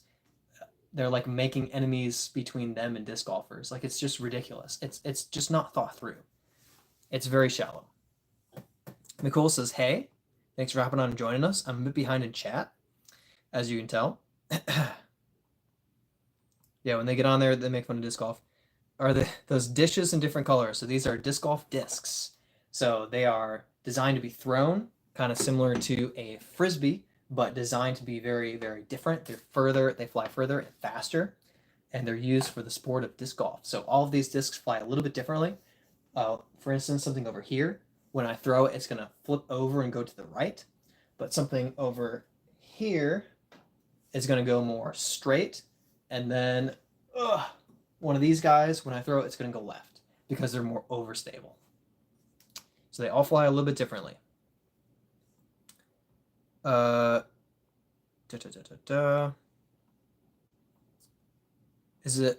the little version of Idlewild, is it Idle Tame? Good question. Let's see. You're a collector of the discs. Oh, you're talking to 5 pyros. Yeah, that's a pyro collector right there. Oh, I got a text. I didn't think that I was able to get text while I was live streaming. That's really strange. Sorry if that was really loud. I should probably turn that down. That's really odd. Also, I'll make fun of whoever texted me. Oh, I shouldn't make fun of him. I can't make fun of him. I'll just go on Do Not Disturb. Yeah. Okay, that'll work. Yeah, I hope that wasn't really like loud when my phone buzzed, but it was probably terrible. It was never a problem before. I thought that YouTube just stopped it from happening, but whatever. Okay. Which plastic do you prefer for Axiom MVP? Have them in all plastics. I mean, Axiom MVP, I love the streamlined cosmic neutron. So Axiom MVP, I like neutron quite a bit. Neutron feels really good. Rozo, first negative game at 4 Palms. Hey, that's the place. Which layout did you play? The white, the blue, or the red? And congrats, by the way. Congrats. 4 Palms is not an easy course to go under par for your first under par. 4 Palms is wide open and somewhat like distance. So reds 25. All right. So yeah, reds, it's a little easier from the reds, of course, but it's still no like easy task to throw a good under par round out at 4 Palms, especially when it gets windy. It gets windy out there. So great job. That's awesome, man. Great job. Dujas is one of the only positive ESPN moments was Paul McBeth's perfect round. Yeah, that's really cool. That's really cool. At least they handled that one well. But yeah, that perfect round deserves the recognition. Nicole says that's cool. Never seen those kind of discs. Yeah, they're specifically designed differently, and the rims will be shaped and sized differently to keep the flight path, what it's intended to be. But yeah, it's very fun. It's a fun sport. Check your text, could be the folks. No, not the parents. Just a buddy who says, let's play disc golf tomorrow, which is great. I'm all in on that, but don't have to respond right away. So I'm good. Idlewild, real Idlewild is incredible. And little Idlewild, or Idle Tame, is pretty awesome too. It has the iconic water carry ace. Like that another round is constantly acing and like water skip acing and forehanding a Rolo flip up to fly from right to left and ace, like the iconic hole in Charlotte for over the water ace runs. That's Idlewild, and that's my home course. That's like 10 minutes from here, less than 10 minutes. Found 2 pyros on the course. Oh my gosh.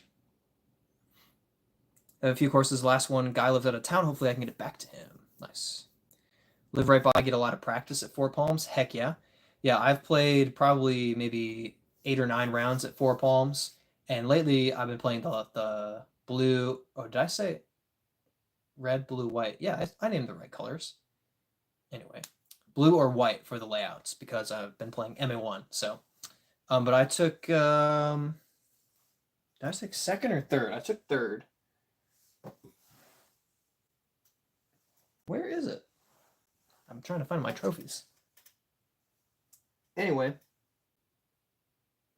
I have a trophy. I can't find it, but I took third in the shoot. Now I need the trophy because it was the November tournament at Four Palms and Trinity North and South, whatever that was called. Trinity North, South, and Four Palms. I took third place in MA1. I don't remember what the tournament was called. I can't remember. Shoot. Jacksonville Open, maybe? Maybe that's what it was. Doc is jealous. Yeah, that's great. That's a good round. AB says, dude, you're making me look bad. You see power with no name, you keep it. It depends on your course and your local clubs. If you've got a great local club, then unmarked discs can still often get back to the owners. But if there's nothing, if there's no lost and found, there's no way to get in contact with somebody that you'll never run into in your life. So it kind of just depends. Charlotte, a lot of times people can still describe them. So like I posted a picture of a couple discs I found at Nevin, and somebody got back to me within probably 3 hours, and he named both of them, even though they weren't stamped what the disc was. So I was like, all right, these are yours. Like you clearly lost them. But sometimes the courses you're at, no one's ever going to be able to find the disc. So just depends. Rizzo wants to play from whites, but only throwing about 280. Yeah, definitely 280 is good to stick with the reds for the moment, I would say. So once you get that up to like 350, boom, step up to that next level and throw from the whites. But yeah, I would say 280 would be pretty tough from the whites. You're going to take a lot of pars. So that's wise, though. Play the layout that works for you. Maybe every once in a while play the whites just to stretch yourself. But, for the most part, stick to what you can play and enjoy. You want to enjoy your rounds. Dude just says one of the best debates in the sport is Macbeth versus Climo, like Jordan versus LeBron.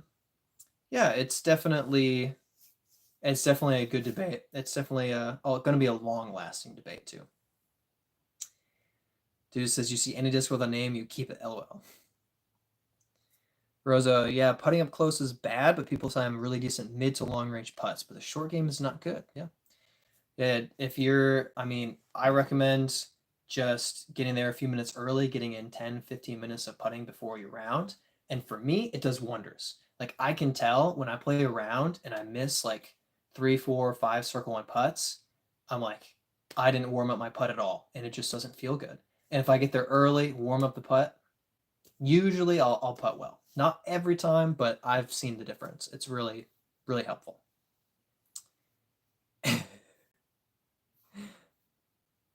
Hey, GK. Thanks for hopping in. Don't listen back to what I said about somebody texting me. No, it's not that bad. It was just funny because I usually have usually my phone doesn't buzz. But I think I turned on vibrate last week for text messages, and I should have put it in do not disturb, but I didn't think about it.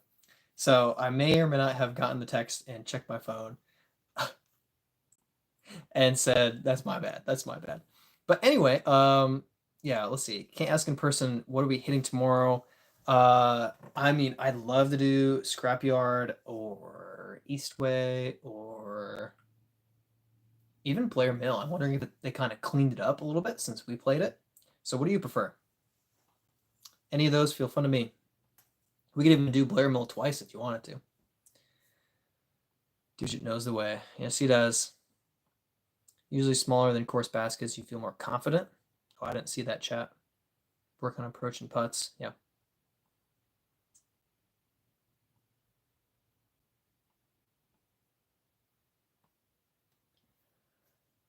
Doc says stretching is always good. Can't get better doing the same thing over and over. And I recommend stretching after, dynamic warm up before. So you want to do the motion you're about to do at like 30% speed to warm up.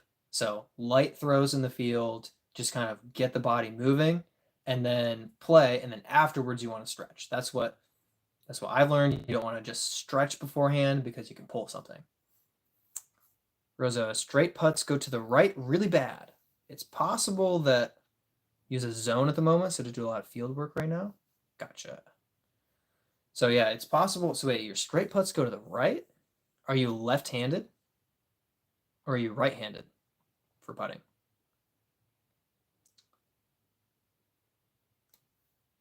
Doc said, "Oh, sorry, Brad. Meant stretching. What do you think? What do you think you can do throw-wise, not stretching?" So throw-wise, not stretching body. 1 second, Doc. So yeah, GK, haven't heard of Eastway? Yeah, I can text you the address for Eastway. It is a different course than Reedy. So Eastway is at the Eastway High School. But yes, I'll send that to you. So no problem. Or if you really want to do Reedy, we can do that. But yeah, I'll send you the address and we can confirm.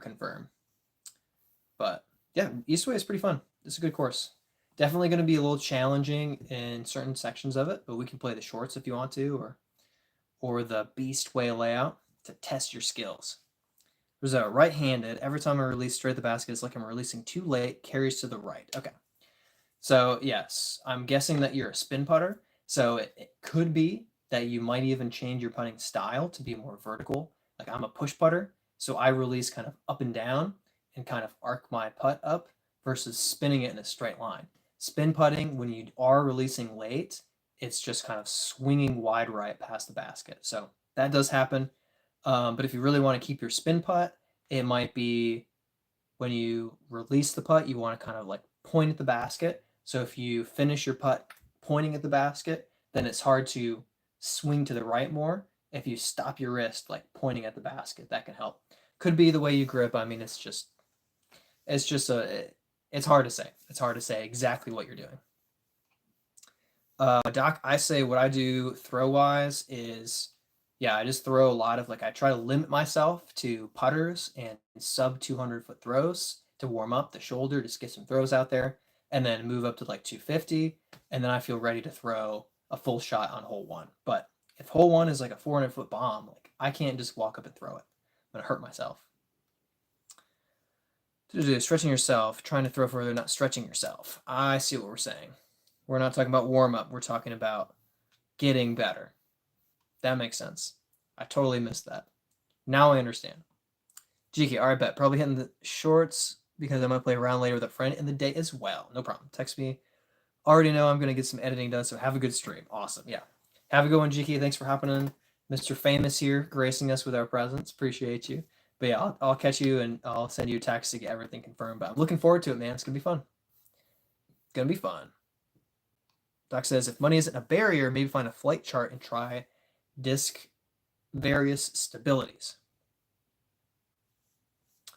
Rizzo, definitely putting spin on it, trying to get away from the curve putts. Yeah. Yeah, it might, yeah, it's hard to say. It could be your grip. So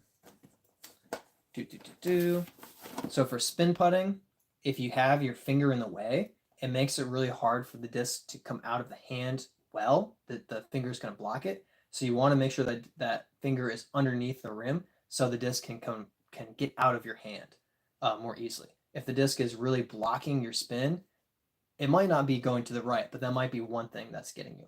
If you're hooking underneath the rim for your putt, it might be kind of swinging off your finger off to the right.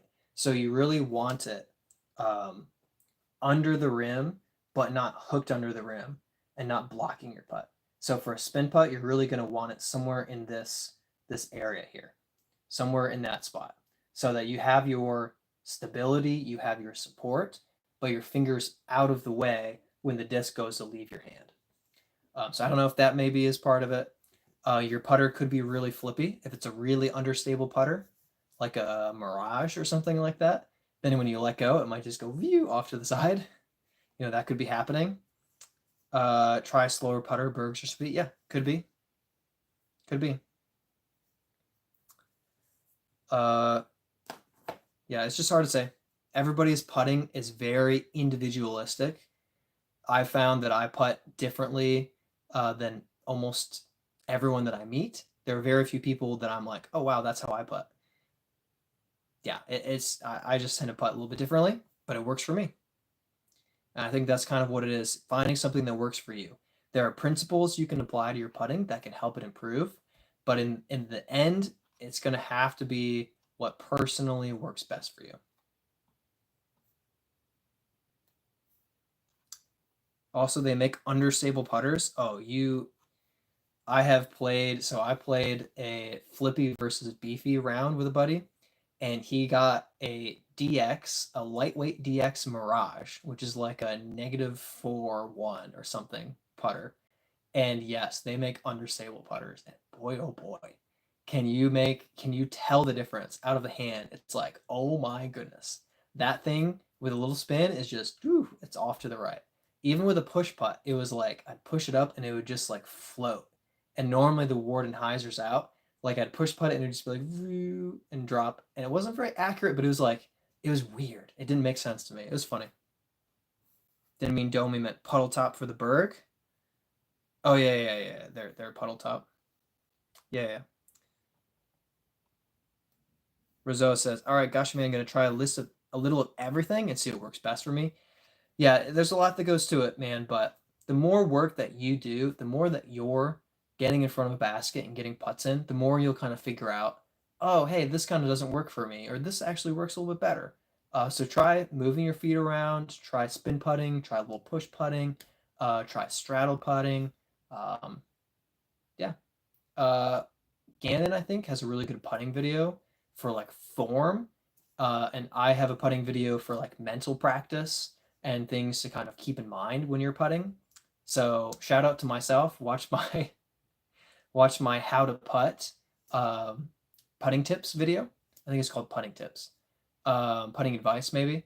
But that's a video that I think I did a decent job of talking about how to practice putting and get better at putting, more so than how to grip a putter. So it's very much like a mental thing. But anyway, enough talking about that. 3-4 -3-0 for the Mirage. Yeah, interesting. I didn't know it was a 3-speed. I thought it was a 2-speed. That is interesting. Steven says, took me a long time to discover what form I like and what putter. Yeah, it can take a while. I got lucky that my first putter that I bought for myself and started using was the Warden, and it's been great. Dude, you want to get one of Ricky's new proto putters with the skin grips? Yeah, that's. I've been hearing a lot about those proto putters, and people are pretty excited about them. Dude, still trying to figure out what putter to use. Heard the protos are a little bit beefy, but whatever. Gannon's form might also be a little reliant on his length for further putts. That's probably a huge factor, a big factor of his putting. But especially with his advice for C1 is probably pretty useful. Probably pretty applicable for everybody. Take the advice and tweak it for your own game, 100%. Rizzo, thanks, man. Appreciate all the tips from you and your community. You guys help out tremendously. Yeah, really hope it helps. And honestly, come back next week and tell us how it's going. I stream every Sunday night, 6:30 p.m. EST. If I can spit that out. And I'm usually on till about 9:30, so about 3 hours. Although I might not last that long tonight. Getting a little bit tired. But yeah, feel free to come back and update us if your putting practice is going well, if you pick a different putter, anything you figure out, come give us an update. Don't have that many disc stock. Change them out 6 or 8 times a month. Caniel, these are disc golf discs. So if I just grab a random one here. So this is, it's my Insanity. So these disc golf discs are designed to fly further and faster than a frisbee. And disc golf is, well, it's like golf. You want to get to the basket in as few throws as possible. So they have drivers, and then there are also putters and mid-ranges that have different shapes to them and different flight paths. So an Insanity is pretty much intended to fly when thrown fast, straight, but it's going to kind of drift to the right and then swing back at the end. Some of these flippy putters up here, I'll throw them and they'll just go to the right and they'll never come back. Some overstable ones will just go left the whole time. So disc golf discs are not plates, but if you're really, really desperate, I suppose you can make it work. I do have a couple I've used as a coaster for like coffee cups, but they're crappy old discs that I don't use anymore. I would not use my Insanity for that. Oh, where'd I get this from? This way? That seemed right. Yes, they are disc golf discs. We are not all avid collectors, but we do have discs. Among us, we have a ton of discs. What if a disc identifies as a baseball bat? Discs can't speak for themselves, so they just have to deal with us calling them what we call them. Also, they have names. So the Insanity, the Destroyer, the Leopard, they have names. So they are set as what they are. I haven't seen anyone use one of MVP's super fast, like 14.5 speed drivers. Let's see. I had one. What did I have? What did I have that was 14.5 speed? Is it the Excite that I have? I do. Where is my Excite? One might say I have too many discs. I don't remember how flippy it is for me, so I don't remember where I put it. Well, it's not that overstable. This is a problem. Where is my Excite? There it is. 14.5 speed. All right. So I have an Excite. Wait, is it Axiom? It's Axiom, not MVP, but we'll call it MVP. So 14.5, 5.5, -2.2. So the Excite, now that it's all beat in, has hit a few trees. I do get a little bit of turn out of the Excite. At first, it was pretty stable. I think just with the plastic, like it just wasn't flippy. But once it got beat in, it'll drift a little bit, but not a ton. And yeah, 14.5 speed, I don't have the power to get this up to speed and actually like turn over like Dujit would throw it. Where did I get that from? It took me forever to find my Excite.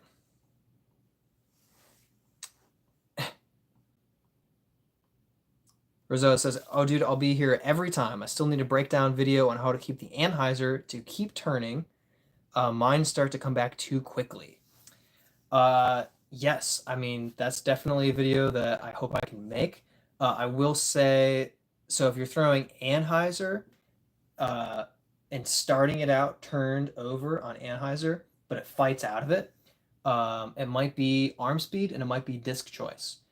So arm speed might have to do with your actual arm or your grip if you're getting enough spin on the disc, or it could be that the disc is just too stable, too overstable.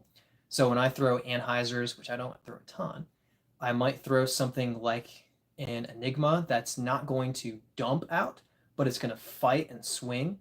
So you might have to just find for you what disc. It might be a slower disc that's a little more understable, but for you, it might actually slowly swing across and come out for an Anheuser. If you're talking about a hyzer, like flip or turnover shot, then it's very much disc choice because you need something that's going to turn and then ride to the right without fighting out of it.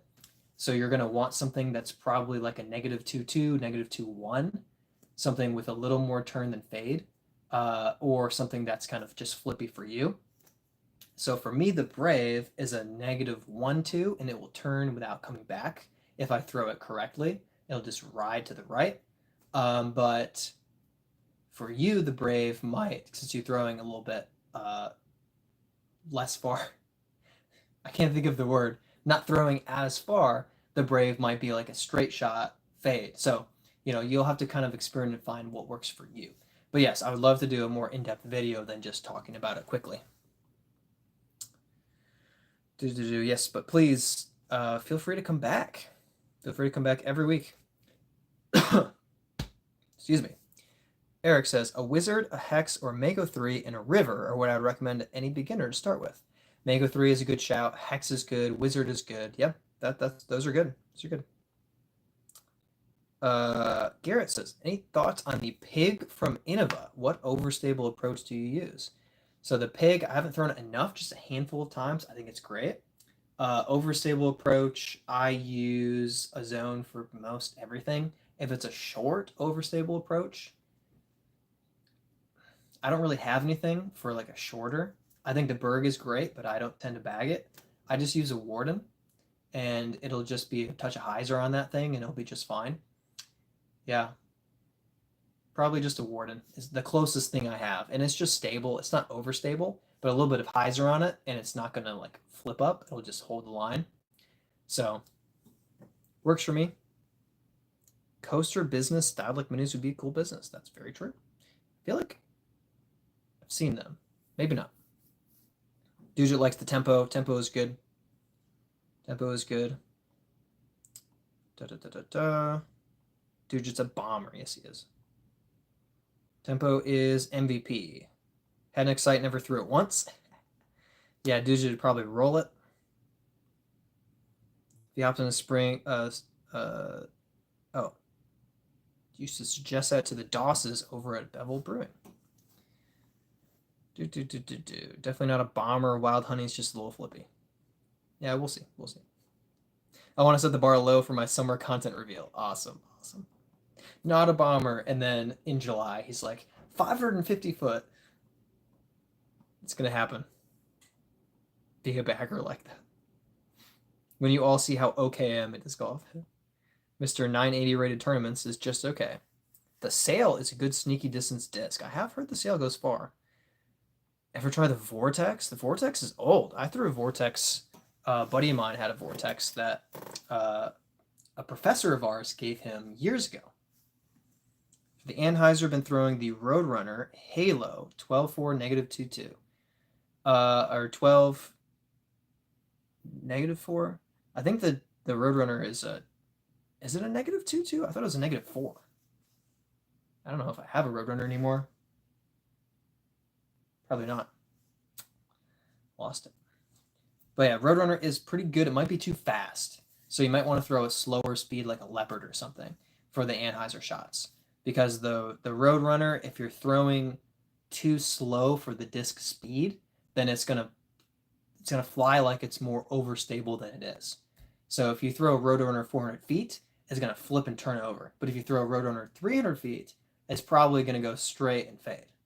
So it's gonna fight your Anheisers more than a slower speed disc.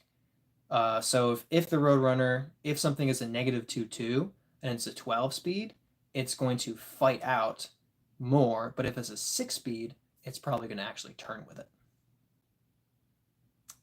You're new throwing a 12 speed, yeah, that might be a little bit too fast, in my opinion. Tried a Vortex from DGA, super flippy.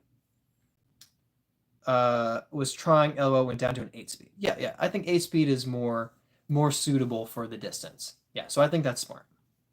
Honestly, if it works for you, it works for you. You know, throw it works.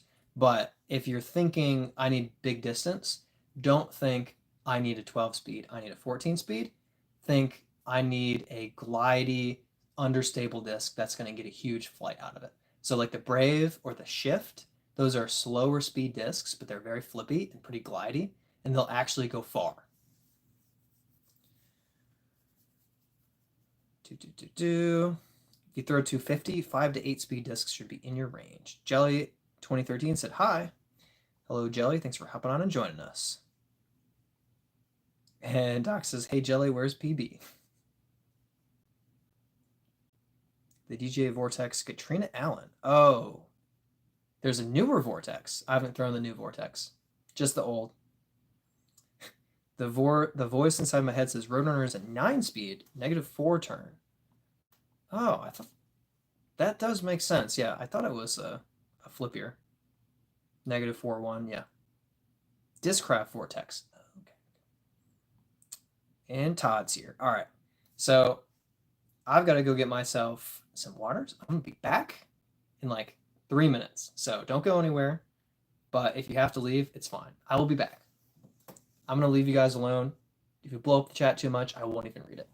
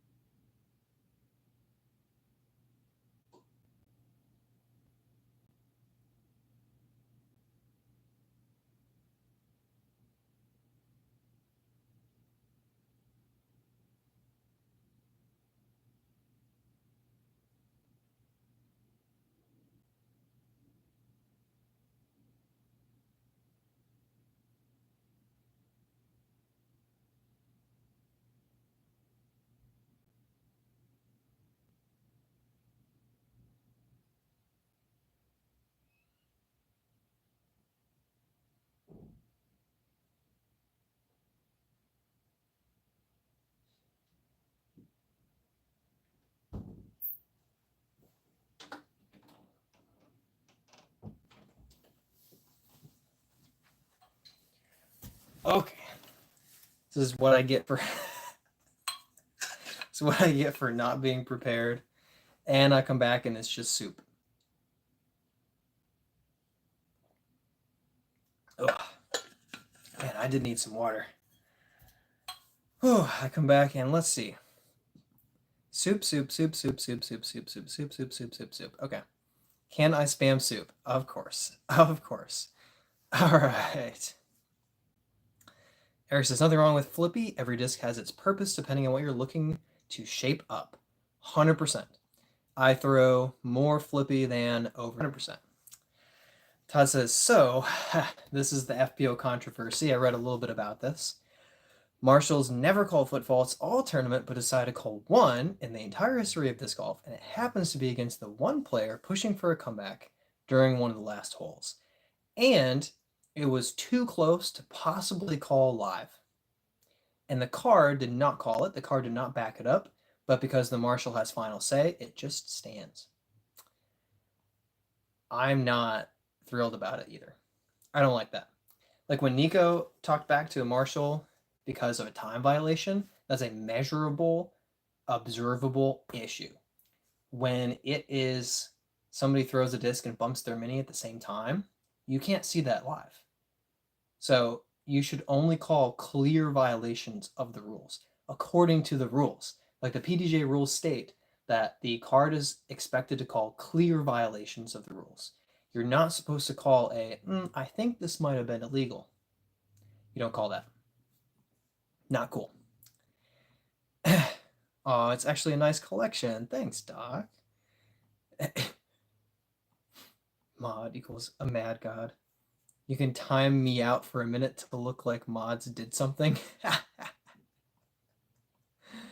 And we got soup. All right.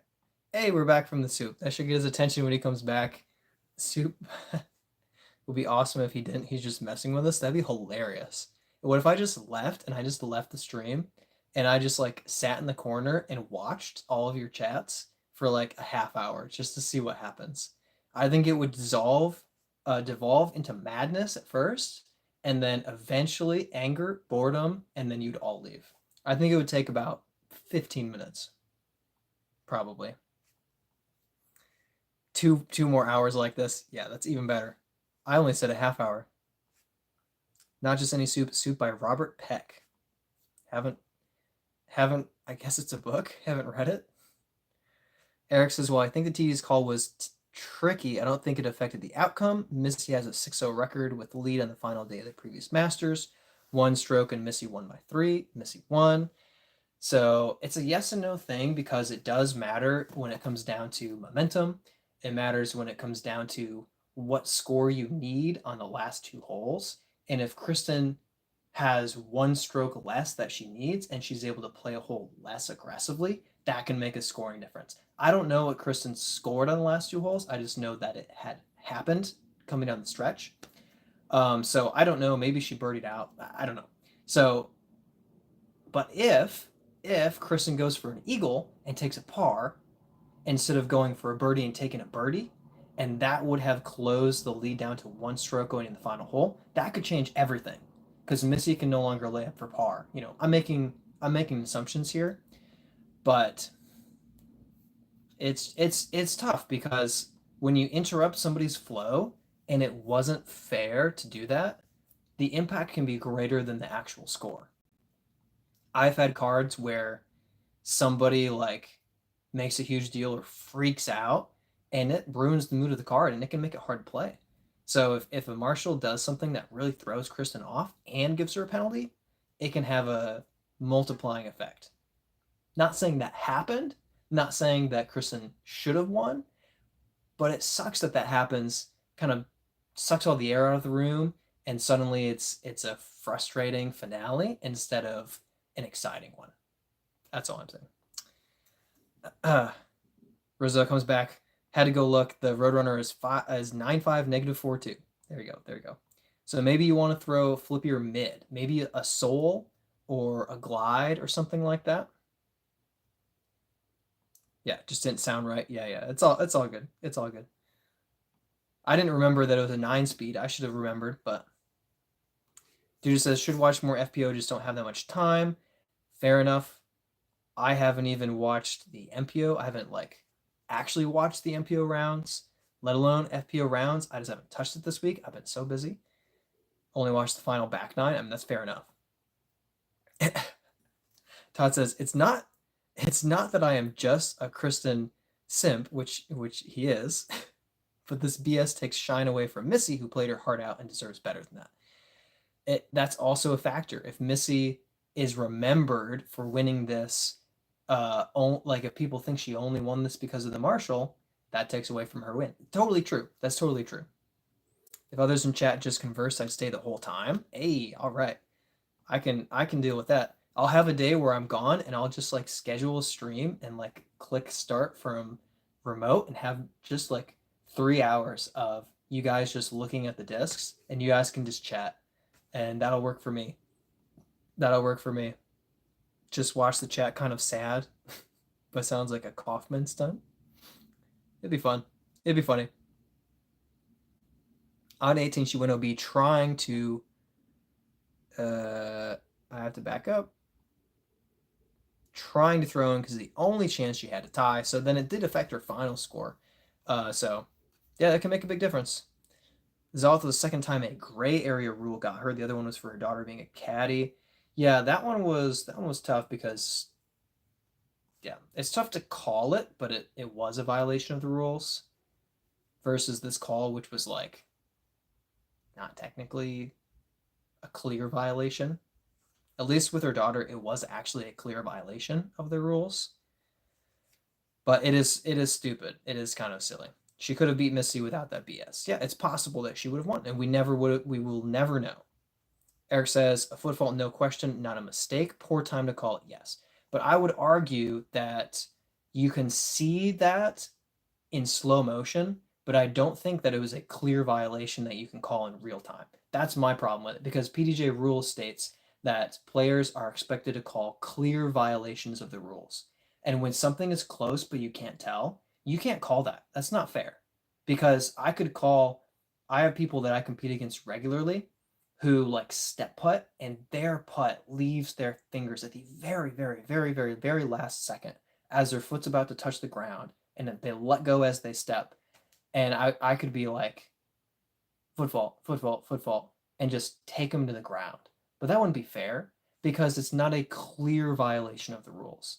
It's a split second thing that maybe if you have a replay, you can actually see that it was a good call. But it's not fair to me go live and be like footfall, footfall, footfall when it's not a clear violation of the rules. Same thing with missing a mando. Same thing with are you 11 inches behind your disc or 13 inches behind your disc? When you plant your foot, if you don't know that it's outside of the legal range behind your lie or in your lie, then you can't call it. If it's 3 feet, you can call it because that's a clear violation of the rules. But if it is 12 and a half inches, you can't call that. No way you see that live in real time. So that's my issue with it is there's no way that the marshal actually saw a clear violation of the rules and called a clear violation of the rules. He saw something close, called it, and it's verified by footage, but he didn't call a clear violation. He called what he thought was a violation, but he wasn't sure. And you can't call things you're not sure about. It's not right. So that's my opinion. And when rules are not equally enforced throughout the whole tournament, that's frustrating too, of course. And yes, that happens with time violations and stuff like that too. So it's not perfect in general, but I don't like a marshal stepping in and potentially affecting the outcome of a tournament with an unequally applied rule that's not a clear violation but a guess. Not a fan, especially if the card does not back up the marshal. I don't think that he should have unilateral say when a card is like, I'm not calling that. Like, that's not a clear violation. But the marshal can just say, well, I'm calling it. Tough. Don't like that.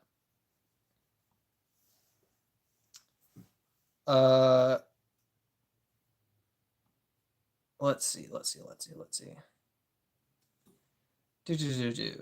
It just says, Todd, your new short with your daughter was super cute, and the Underworld is a nice disc. Todd says, thanks, Emery is my little disc golf partner. That's awesome. That's adorable. Todd makes videos, have to check them out. Yes, you got to check out Todd's videos, of course. You got to support the man. You got to support the man. Voice inside my head. My Star Roadrunner is 9.5 -4.1. What plastic has the 2 fade? I don't know if there is a 2 fade for the Roadrunner, but if it were, it would have to be a premium plastic, like a Tour Series plastic or a Glow plastic or something that would add 2 fade. But I think it is just a -4.1. Let me see.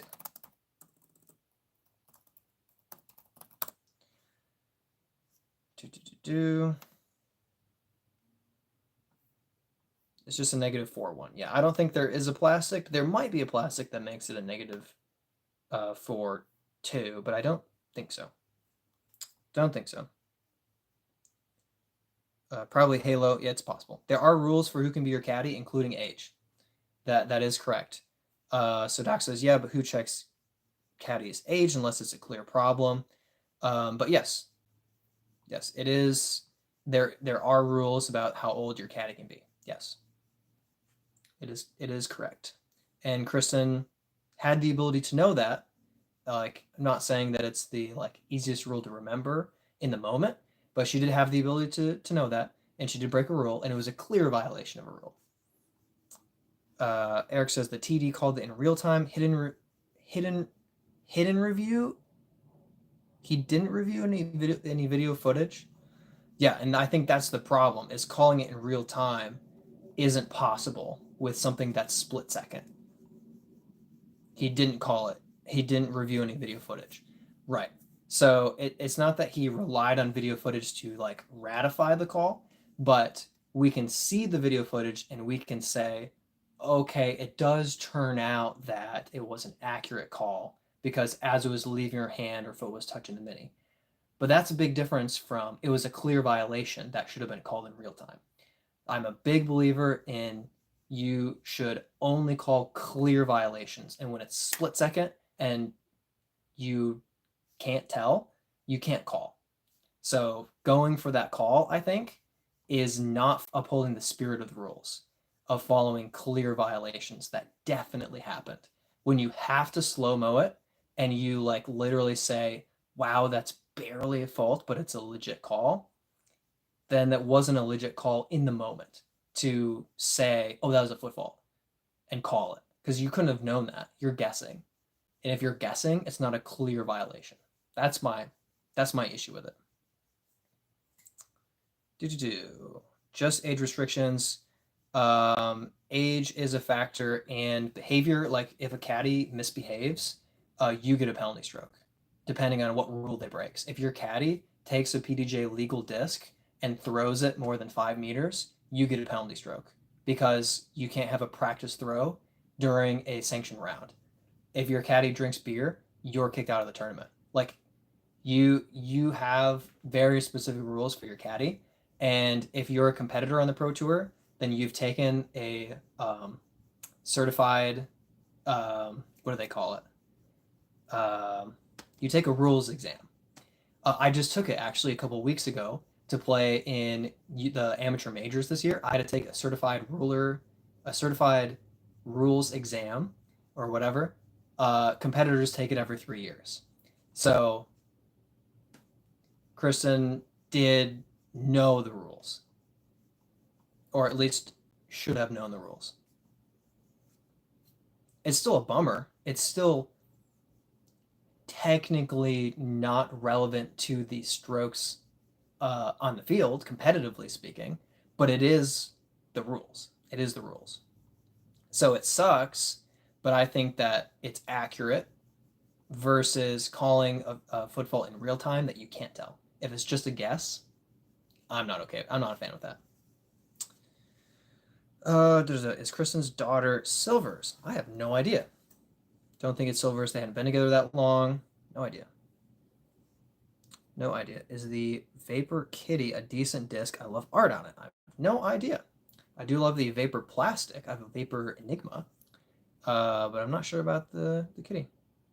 Heimberg said the new Halo Roadrunners were kind of stable. Interesting. So maybe they do have a 2-fade. Buy 10, play a few rounds with just them. Yep, that's how you do it. If you have the money, go for it. Go for it. Go for it. All right, I'm 3 minutes behind chat. That's not too bad. Rules about time to putt, but we still get people breaking that rule all the time.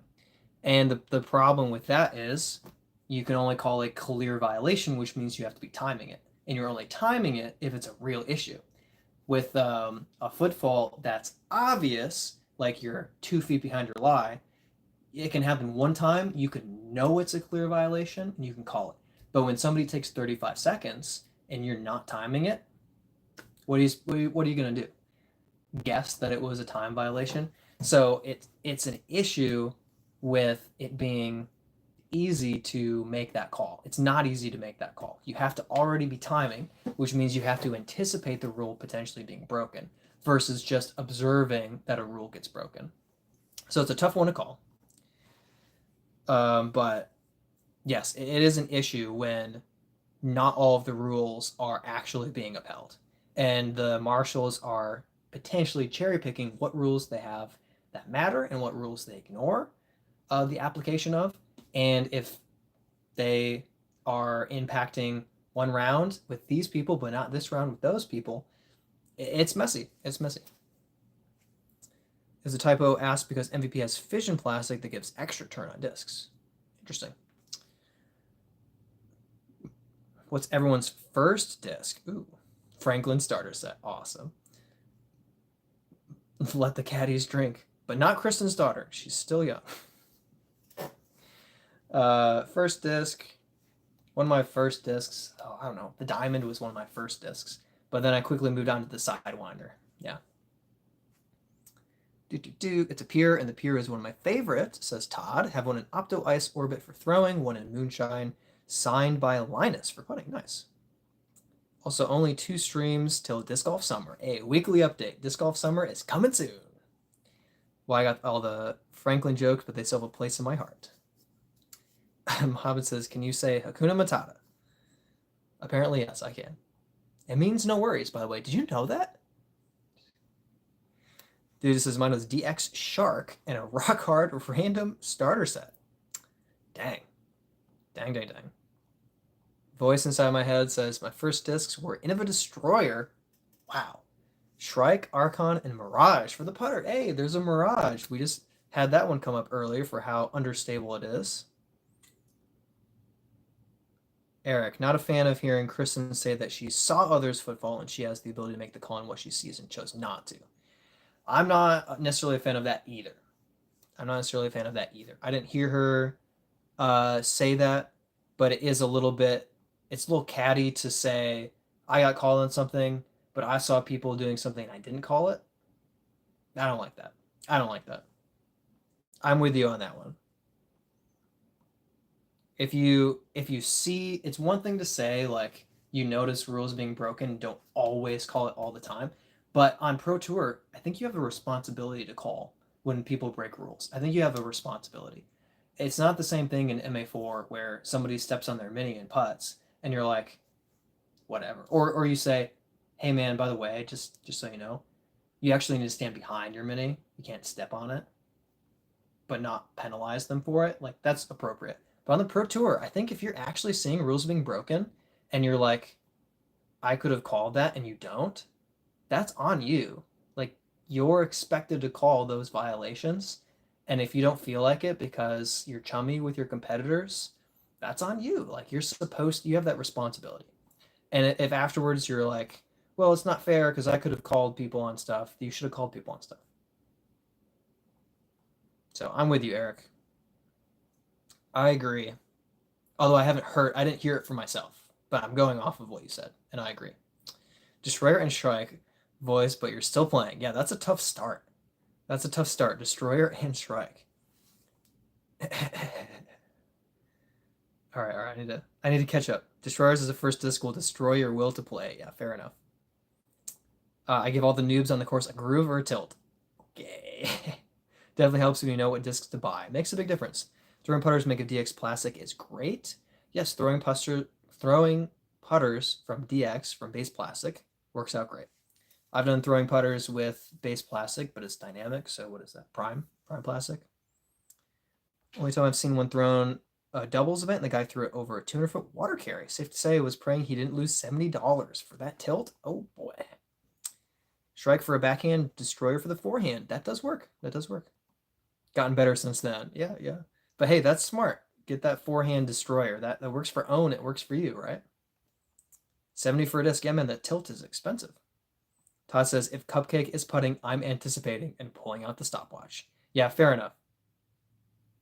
Dude just said, I just saw the article on him. I would let it slide for him, to be honest. I didn't read the Yips article, but... All right, I didn't read the article. I'll put it out there. I didn't read the article. You still have to putt, even if you're going to freaking miss, you still have to putt in your time limit. So you should know what 30 seconds is pretty much, and you should putt within 30, 35 seconds pretty much. If you're taking a minute, I get that you just don't feel ready to putt. Like I get that it's like tough, but dude, you're just going to have to miss it or lay it up. You've got to make your putt in your time limit. And if you don't feel confident doing it, if you just can't make the putt, then you need to decide before your round, I'm laying up all of my putts because you have a time limit, you have rules to follow. So again, I didn't read the article. Just putting that out there. I did not read the article, but I still think that you have a responsibility to follow the rules. So, I'll read the article and then I'll give you a full take next time. But I don't like it. I don't like defending rule breaking by saying somebody, you need to feel bad for this guy, because I might feel bad for him and expect him to follow the rules at the same time. Yeah. Steven, first disc, ignorantly bought a Ballista, Enigma, and Crank SS. Oh man. to go with the judge. A 12, 13 to 14 speed with a judge. That's how it's done. That's how it's done. Crank SS though, that's quite a disc. Man, that thing flies for a while. For a while. Dude says definitely does go pretty in depth and makes you feel for the guy. Yeah, there's something to explaining what's going on and bringing a reality to the situation and having compassion and understanding, that somebody might be struggling with something. And yet you still have rules to follow. So I think it's a balance. I think you can feel for the guy and expect him to follow the rules at the same time. Eric, first disc I still own. Wraith in Blizzard Plastic. Wow. It lasts a while. What a choice. What a choice. Doc, also remember Kristen is talking in a second language from a different culture. Maybe she wasn't trying to be catty. Fair. But I think I think that she has spent enough time speaking English that she knows it is dependent on what she means. But if she's making excuses, she's making excuses. And if she's saying, hey, you won because I didn't, I could have won, but I didn't because I didn't call people on stuff, but then I got called on something. Again, I didn't hear her say it. I didn't hear any of the inflection in her tone. I'm just bouncing off of it being said. It's a potential that it was catty. Potential. Correct. It's a responsibility issue. Yeah, absolutely. Where Paige tried to call courtesy violation on her card mates for not watching her throw and calling her footfall, so she called herself and threatened them. Wild game that is. Yes, but the problem is Paige's real responsibility was to call her own violation, which does not need to be seconded if you call it on yourself. So she could have called herself on it and moved on. There is nothing in the rules that says if you don't call a clear violation, you can be penalized for it. There's no penalty listed for that. There's no possible way to penalize that violation. So what Paige actually should have done was say, hey, I violated the rules. That's a penalty on myself. No one needs to confirm that. No one needs to second it. It stands because you called it on yourself. And then you move on. Also, I think she called herself for something that wasn't a rule break. She called herself for a falling putt, but the tree was behind her lie, so it's actually illegal to brace herself on the tree. But what she actually did do was step on her mini as she putt. Anyway, it's quite a wild situation. I might be thinking of a different situation too, where she tried to call herself. But anyway, you have zero idea how beat up that ballista is. It looks like a dog chewed on it. Oh, that's great. Jeremiah says, hello, I enjoy your birdie of the day videos. Awesome. I'm glad you like this. Appreciate you hopping on being here, even though I'm 2 minutes behind chat and I'm probably even further back, but I'm glad the birdie of the days are doing well, and I appreciate you watching them. Really means a lot. Okay, I'm gonna read through chats really fast. Most tilts will ruin your wallet. Yes, they will. Tilt. They clearly know when the 30-second clock starts. Do they clearly know when the 30-second clock starts? It's a real question, which is a great question, because it starts when you have established your lie. And how is it phrased? You basically have a reasonable amount of time to reach your lie. It doesn't just start after somebody else, lets go of a disc. It's not your 30 seconds already. Like, you have time to get up to your disc, look around and be like, all right, this is my lie, mark it. And then your 30 seconds starts. But you can't just take a minute prepping and then start your 30 seconds. It is still something that can be more clearly delineated in the rules exactly when the 30 seconds starts. It's a little rough.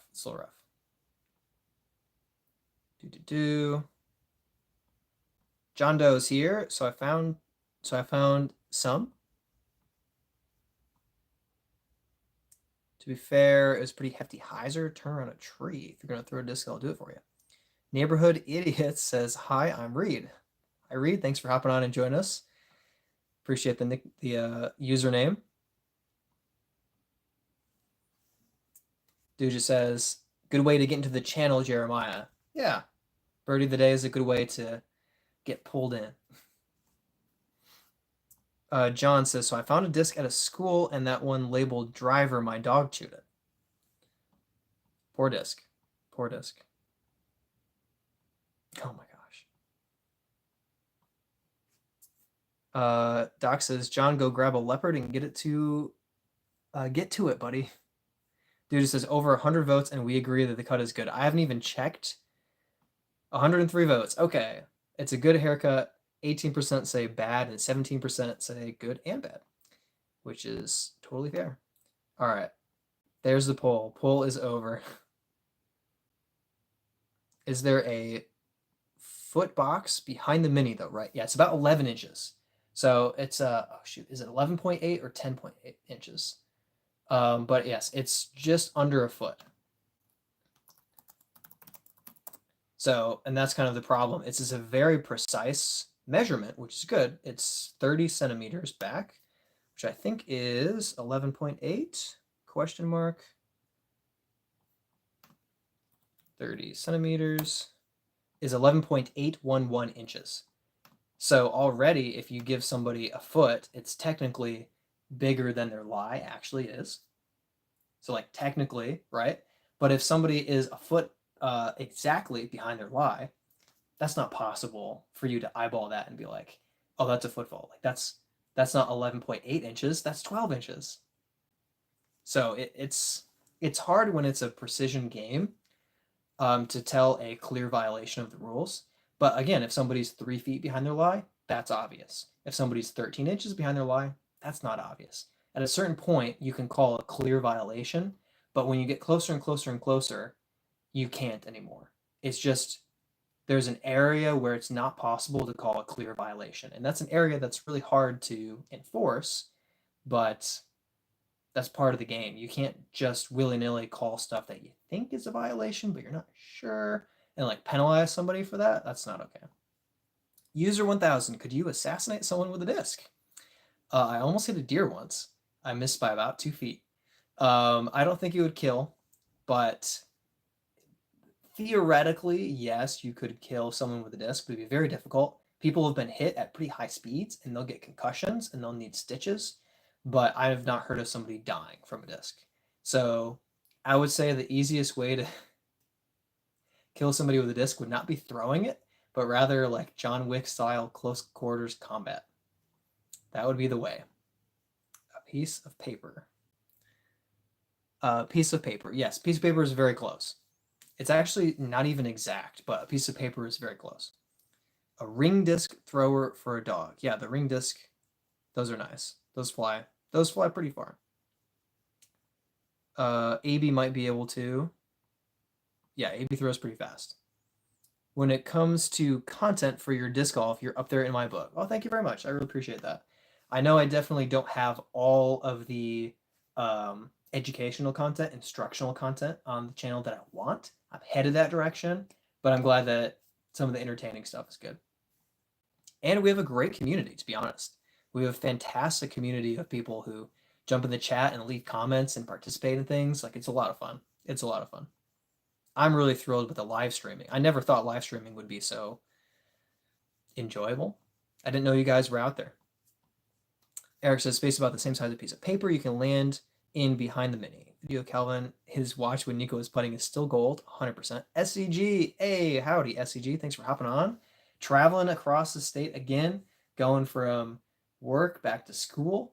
Always a tough one for SCG, but hopping on. Appreciate you being here. And shout out, you guys, watch the SZG videos. They have some really fun like battles where two people will play a hole and you don't know who's going to win. And then if they tie, they'll do a putt off, and it's always just comes down to like who's going to make the putt, who's going to miss the putt. It's great. Who's ahead in MPO at the moment? If possible, I love to not have spoilers for the MPO, but I understand if it happens. Okay. Dude just says, got to go for my 30 minutes. I'll be back. Cannot guarantee that we'll still be here in 30 minutes, but we'll see. We'll see.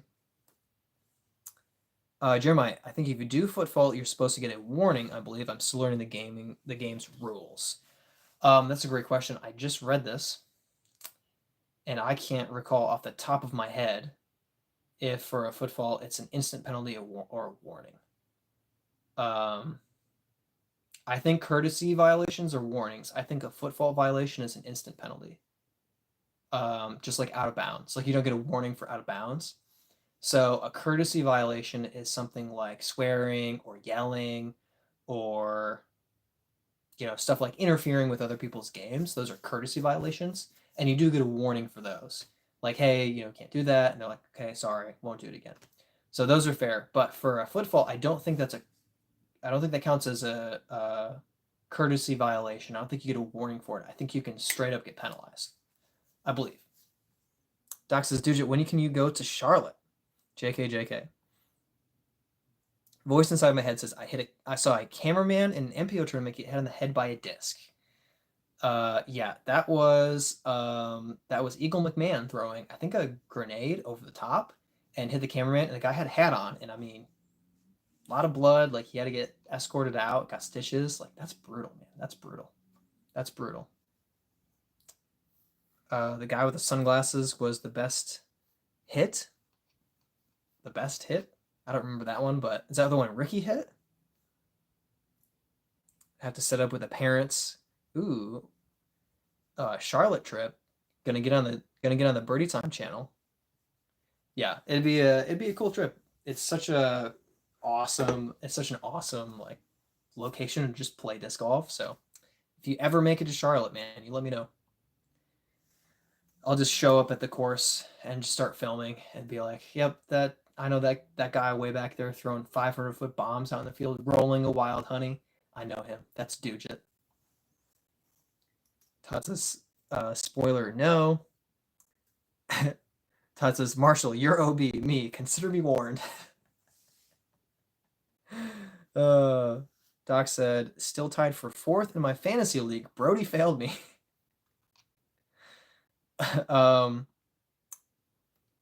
Eric says, I think you can be warned about a foot fault from your card mates, but if a TD Marshall calls it, it's automatic. That is potentially the case. I could be wrong, but that is my understanding, is that only courtesy violations give warnings and other violations are immediate penalties. But like I said, I could be wrong. Going off of memory here. Anthony says, haven't seen you since before the Pope died, so what was your reaction when you saw that?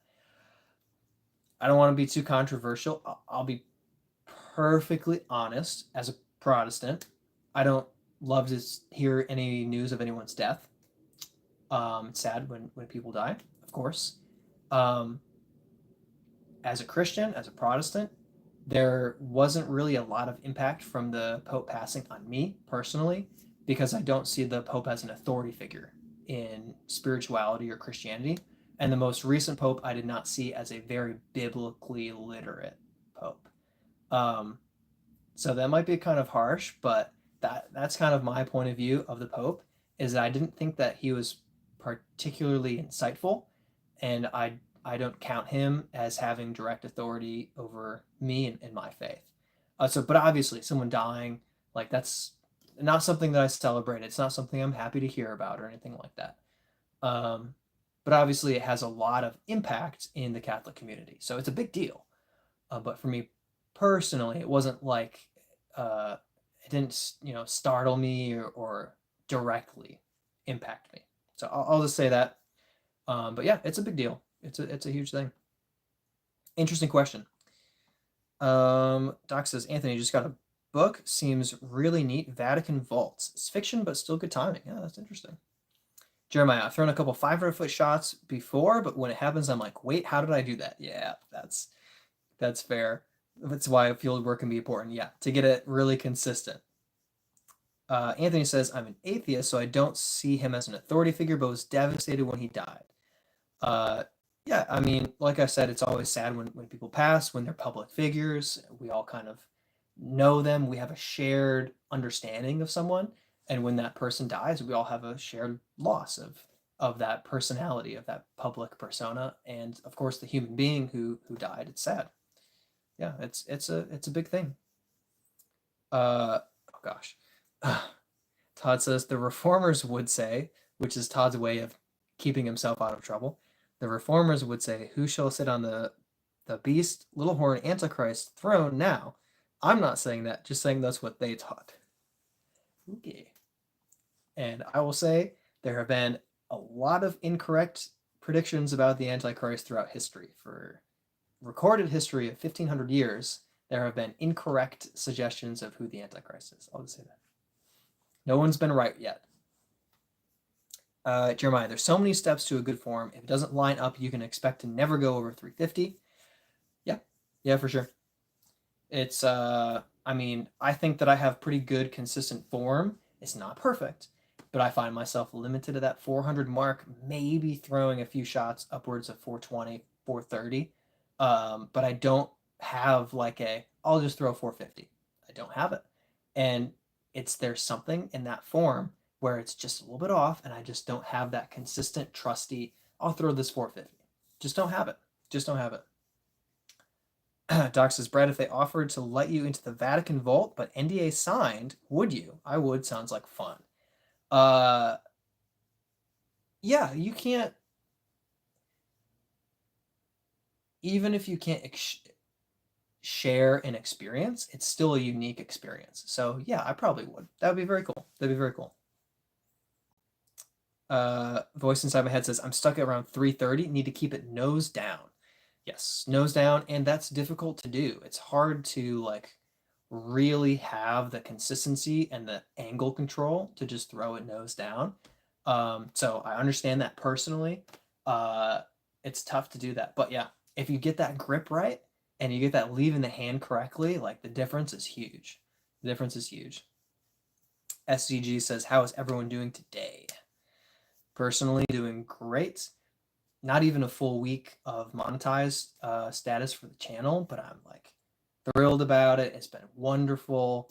Finally getting something back from all I put into the channel. Of course, I have all of you guys, so I count myself lucky. But also getting money is really nice. It's really nice. It's not even that much, but it's something. It's something. Doc, not gonna make a White House joke. Not gonna make a White House joke. Awesome. Anthony, the Antichrist will be somebody who bans frisbee. That is so true. You know what's even crazier is depending on how you see the apocalyptic literature, the Revelation, gosh dang it, is it called the Revelation of John? Technically, it's whatever. The Book of Revelation, written by John. When it discusses the Antichrist, it actually it describes the Antichrist as a very likable person. So, at least at first, before the Antichrist is revealed in his true nature, the Antichrist is actually very popular. So, the Antichrist would probably love disc golf. Just kidding, just kidding. Doc says doing good. Got some disc golf and went grocery shopping and try not to cry at the bill. Fair enough. Fair enough. Doc says, I do hate how much of the Bible could be hidden. So, are you talking about the Vatican? I'll be honest, and this is from me and my understanding of Wesley Huff and other historians. There aren't parts of the Bible that are hidden. There are other ancient texts that might be hidden, but not scripture. We had several hundred years of writing, of historical writing, being widely available among church fathers and worshipers among the early church before we had any like restriction of texts, of any manuscripts being like pulled out or hidden away. Like you didn't have a divergent element of the church safeguarding information in 70 AD. The Christians were too busy running away as Jerusalem burned to the ground. So what you really had was scripture being widely available at a very early point and being quoted to each other. In fact, if we didn't have any of the New Testament available in ancient manuscripts on their own, we would have all but 7 verses of the New Testament in early church father quotes written to each other. Like every verse except for 7 from the New Testament are available in early church fathers quotes of scripture. So you could reconstruct the New Testament and only be missing 7 verses just from Christians talking to each other in recorded letters that we have. So we know what the Bible is. There's no like how much of the Bible could be hidden. Like that's not a historical thing. That's great for the Da Vinci Code and fiction like that. But as far as the historical understanding of what the gospel is, of what the New Testament is, we have multiple early copies that are incredibly similar, and any textual variants that are up and available among the manuscripts, you can just compare and contrast with other manuscripts and find out what the word's supposed to be, how it's supposed to be spelled. So yeah, there really is no like what in the Bible could be hidden. Like that's not a historical thing. That's a great story. It's a great fiction book, but that's not history. Yeah, we are very confident about what the Bible is. Very, very confident. The only real discrepancy is when you have other intertestamental literature or not apocalyptic, apocryphal literature, like the Gospel of Thomas and things like that, that are claimed to also be inspired scripture and not counted in the canon of scripture. That is something that you can argue. Potentially, this isn't being counted in the Bible, but those aren't hidden. Those aren't like secret. Like we have them. Those are available in PDF form online. You can get the Gospel of Thomas if you want. And they're pretty clearly written after. Many phrases and references to people make it clear that they were written, the apocryphal books were written like 100 years after Jesus was alive. They weren't written when Jesus was alive. They're anachronistic. So you can still argue that they're the inspired word of God, I think incorrectly, but you can argue that. But they're not written at the same time that the rest of the New Testament was written. Anyway, thanks for getting me talking about the Bible, like I love to do. A lot of fun. Jeremiah, back to disc golf. Jeremiah says, hyzer grip and releasing in front of your body can help lower a couple degrees from the nose angle. Todd says, yeah, I bet you've earned a solid nickel so far. Yeah. I'll throw it out there. I'll be honest. So far, my YouTube shorts are earning about $2 each. So, a couple dollars for the shorts. And the video, I haven't been able to post a new long form video and see how it does to earn money. So I don't have that info. But right now, about $4 or $5 a day. Heck yeah. Doc says, Todd, the bad thing is when he finds out how much more his taxes will be having to add his YouTube earnings. Yep, true. Todd says the revelation of Jesus Christ at the first line. Thank you, Todd. I appreciate that. Literally got a degree in this, and I can't remember. I remember we were talking about how everyone calls it Revelations, but it's not Revelations, it's Revelation. But then I was like, wait, what's the actual title of the book? Oh, gosh. Doc says, I hope you're right. Well, the good thing is it's not really just whether I'm right. There are a lot of really good historians like Wesley Huff with Apologetics Canada, fantastic linguist and historian, and very, very knowledgeable about the ancient world. And he's drawing on, not only his own research, but dozens of other historians looking at history. And there's no evidence that there are like secret hidden books of the Bible. Like who would have written them? Like who would have written these secret books that were not passed around as letters to the ancient church scattered abroad? Like we have early record because basically what happened is the new and early Christians went out in the world to preach the gospel, and then as persecution arose, scattered abroad, as James writes in his book, to the 12 tribes which are scattered abroad. So immediately Christianity popped out, and when that happened, people started writing letters to each other, including scriptural texts written from the Apostle Paul and others. So we don't have books like hidden books, like they would be written about. People would have written about them. So I don't know, It's just not like, it's not historical. Um, yeah, it's just not historical. The Book of Troy, every disc golfer should read. It talks of throwing discs. Yes, throwing discs. That would be discus, right? That they were throwing. Langston says, okay. Okay. Thanks for being here. SCG, do you think if I make a short over 2 minutes that I should just make it a long video? The 2-minute shorts don't do well because of the viewer retention. So the video tanks. That is kind of my philosophy, is that yes, you can do longer shorts, but you have to have a real hook. It's got to be something popular. It's got to be a movie clip. It's got to be a TED Talk. Like, it's got to be something. So I think for disc golf, it's hard to get retention over 30 seconds. That's my opinion. I would just make it a video. But maybe that won't do well. I don't know. Maybe you can do both. Eric says Enoch was hid away, though, right? So if you're talking about the Book of Enoch, I'm not aware of it being hidden away, but we do have the Book of Enoch. Like, you can read the Book of Enoch. And the Book of Enoch is clearly apocryphal, which means he didn't write it. It's clearly written thousands of years after Enoch was alive, because Enoch was alive in the early Old Testamental period. So like 2,000 years, maybe more, before Jesus was alive. Actually, no, Enoch was before Methuselah, so that was like 4,500 years before Christ. Enoch was alive. It wasn't written back then. It was written in like 2nd century Rome, Israel. Roman Empire, I should say.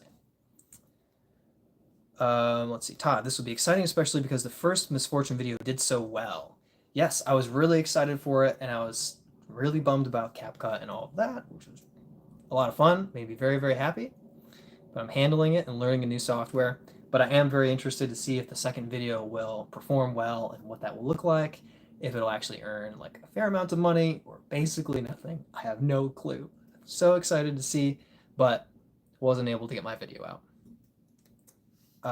Full Thrust Aviation. Have you been to Failer Lake Disc Golf Park in Snyder County, Pennsylvania? I have not. I've heard of it multiple times, but I have not. I have not been there. I have not played disc golf in Pennsylvania yet, but I'm very interested in hitting that someday because it sounds like a great course. Is it a great course? Jeremiah, you have to earn a certain amount of money before side gigs even add it to your taxes. I did Uber and I needed to earn at least 7,000 for it to be claimed. I only earned 5,000 in my state. In Michigan, it was 500. So as soon as you earned over 500, you had to report it on the taxes. I don't know if that is state by state or what, but it is tough. It is tough. You have to know the rules of your state. Doc says, yeah, but you remember Troy had so many people thought it was fiction, then the guy found it. History has a way of getting mixed around. I'll talk about that in a second. Oreo says, bro, you're actually one of my favorite creators. Keep up the videos. Super entertaining and positive. Love them. Thank you so much. Really appreciate that, Oreo. Appreciate you being here. And I'm glad for the community. Glad for the community. You guys are all a huge part of what I do. Full Aviation says, great, live 10 minutes away. Get to throw over the lake and on top of a high shale pit and throw off. That's awesome. Dorian says, Paw Paw Park course, and that one in South Haven been throwing nice. That's awesome. All right, so Doc says, yeah, but you remember Troy, so many people thought it was fiction, but then the guy found it. So you're talking about a location, or are you talking about the Battle of Troy? So the thing is with ancient literature is that, yes, sometimes you have history and fiction getting mixed together because you have the worldview of the authors coming out in their writings. So if somebody says Hera was angry and so there was a storm, you don't have to necessarily believe that Hera was angry to believe that there was a storm. There may have been a storm. So you can kind of pull out historical details from those texts. So there is a consideration of, is everything actually recorded historically?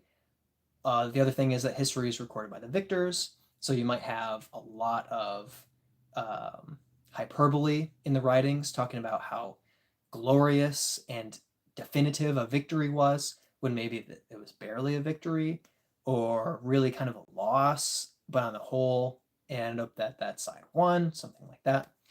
You also have like descriptions of Achilles and his like weakness and being dipped in the river the river. Wait, it's not the river Hades. Guys, what am I thinking of? The river Styx. Oh my gosh, it took me forever. Dipped in the river Styx, and he's invulnerable except for his heel. Doesn't mean that all of those things are true about Achilles, but some dude named Achilles being a really good fighter, sure, why not? Like, he's a historical person. It's just not that everything written about him is historically true. So yes, like you do have some history written in with myths, like that's definitely the case, but we have basically established a history based on written records that we found, and it's pretty set. Like there are still adjustments and there are still things we can learn in history, but it's pretty well understood, not in every detail, but in the big things. In the big things, we're pretty aware of the big things in history. Also, here's another really important element here. When we're talking about Troy and we're talking about um, Aristotle and we're talking about Socrates and other early writings, you really should evaluate what we know of those writings based on the tests of historicity. So when we have ancient writings, you want to see how many copies survived, how early were those copies. In other words, between the event and the earliest copy, how much time is there, and how accurate are those copies. So with some really early writings, like by Socrates, we only have a handful of manuscripts, and they're like 300, 400 years after the events actually happened. With the New Testament, we have thousands of manuscripts a couple of decades after the events happened. So you have to recognize the difference between historical writings where we have 10 surviving manuscripts 500 years after the event actually happened versus thousands of manuscripts 20 years after it happened. Now, they're not all 20 years after it happened, but we're talking about a short period of time between an event happening and written record that we physically have now, found in the Dead Sea Scrolls, being just a couple of decades after the event. And then you have thousands of manuscripts, and they all are very, very, very similar. Some of the ancient writings we have, like Beowulf, there's a reason we have a lot of translations of Beowulf. And it's not because we have like one writing that gets translated into a bunch of different like languages, is because we have a couple early manuscripts that are conflicting and we have missing pieces, and we're trying to make guesses as to what the accurate translation would be today. When you have thousands of manuscripts that are essentially identical with a couple little differences of this word here, this word is missing, this phrase is missing, you can establish what the original writing was with an extremely high degree of certainty.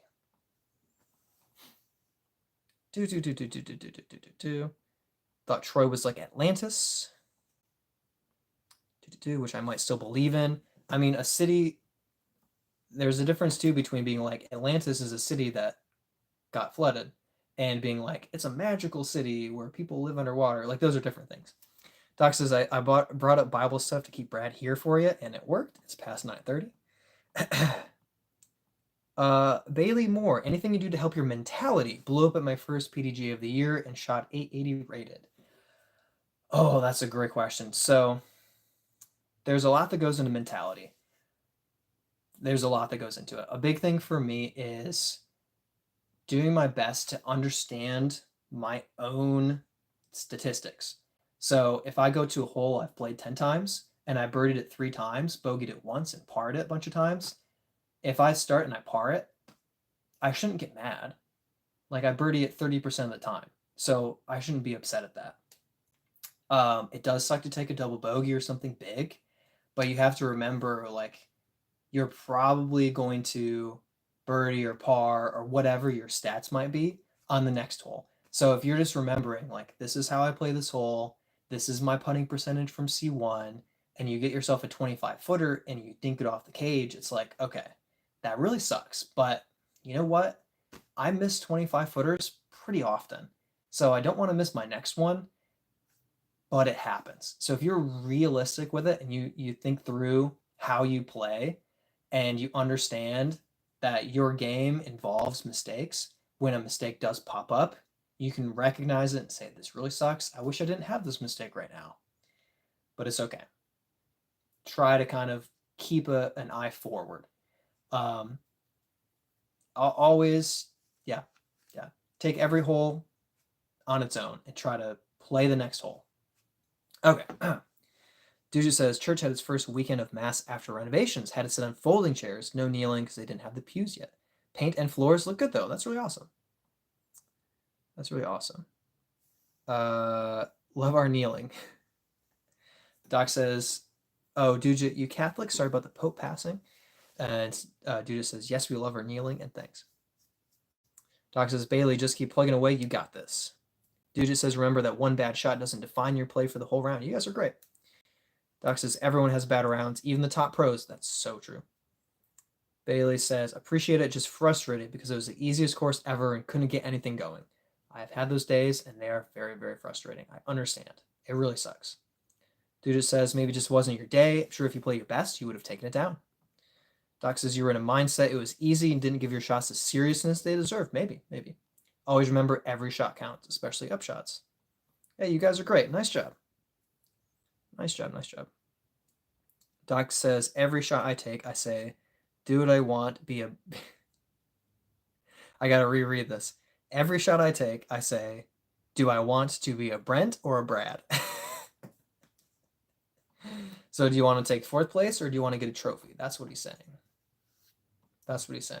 Not that I played in the tournament with Brent. Chunky Monkey says, please send me a Matt Star Destroyer Lost Mine in the most notorious disc taker in Milwaukee. Oh, that is rough, man. Really sorry to see that happen to you. I don't have any Star Destroyers for you. Sorry. I think I only have one Destroyer. And it's an Onus Goggins Destroyer, and I'm not parting with it. But I'm sorry to hear that. Doc says, remember in college was a weird study season. We got into Catholic belief and random people started getting into the conversation. As an introvert, I panicked.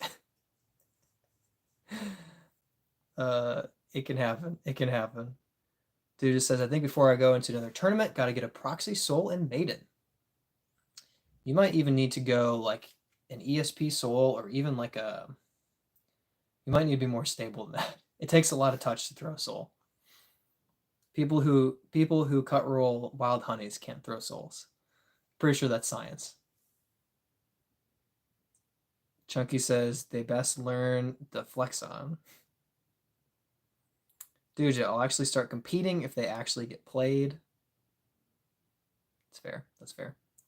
Doc says, dude, just remember, change up your bag as much as possible. Maybe do only animal named disc or pink discs. Pladius says, what's your opinion on Tyler, the Creator? I literally know almost nothing. I've heard maybe a rumor, and so I don't know enough to comment. I don't know. Is he the Minecraft guy? See, I don't even know. I don't even know. I don't know enough. Bailey says, I will say, however, I got a few birdies with the last 64 trust I won from the giveaway. All right, the trust coming through for the birdies. Heck yeah, that's awesome. Nice job. I'm glad the clutch came in trust. The trust came in clutch. Wow. I must be getting tired. I had some Mountain Dew this afternoon from Brent, and I think it's worn off. Dude just says, Big Z soul for a short turnover around 250, 300. Right on. That's exactly right. Benjamin Putz says, hi. Hey, thanks for hopping on. Marley on Mars says, bread. Chunky Monkey says, Tyler goated. Dude just says, Tyler's a 7 out of 10 artist, just not my style. See, I don't even know. Doc says, all right, that's gone. All right, cool. Went to read it and it was gone. C Gamer, thanks for hopping on and joining us.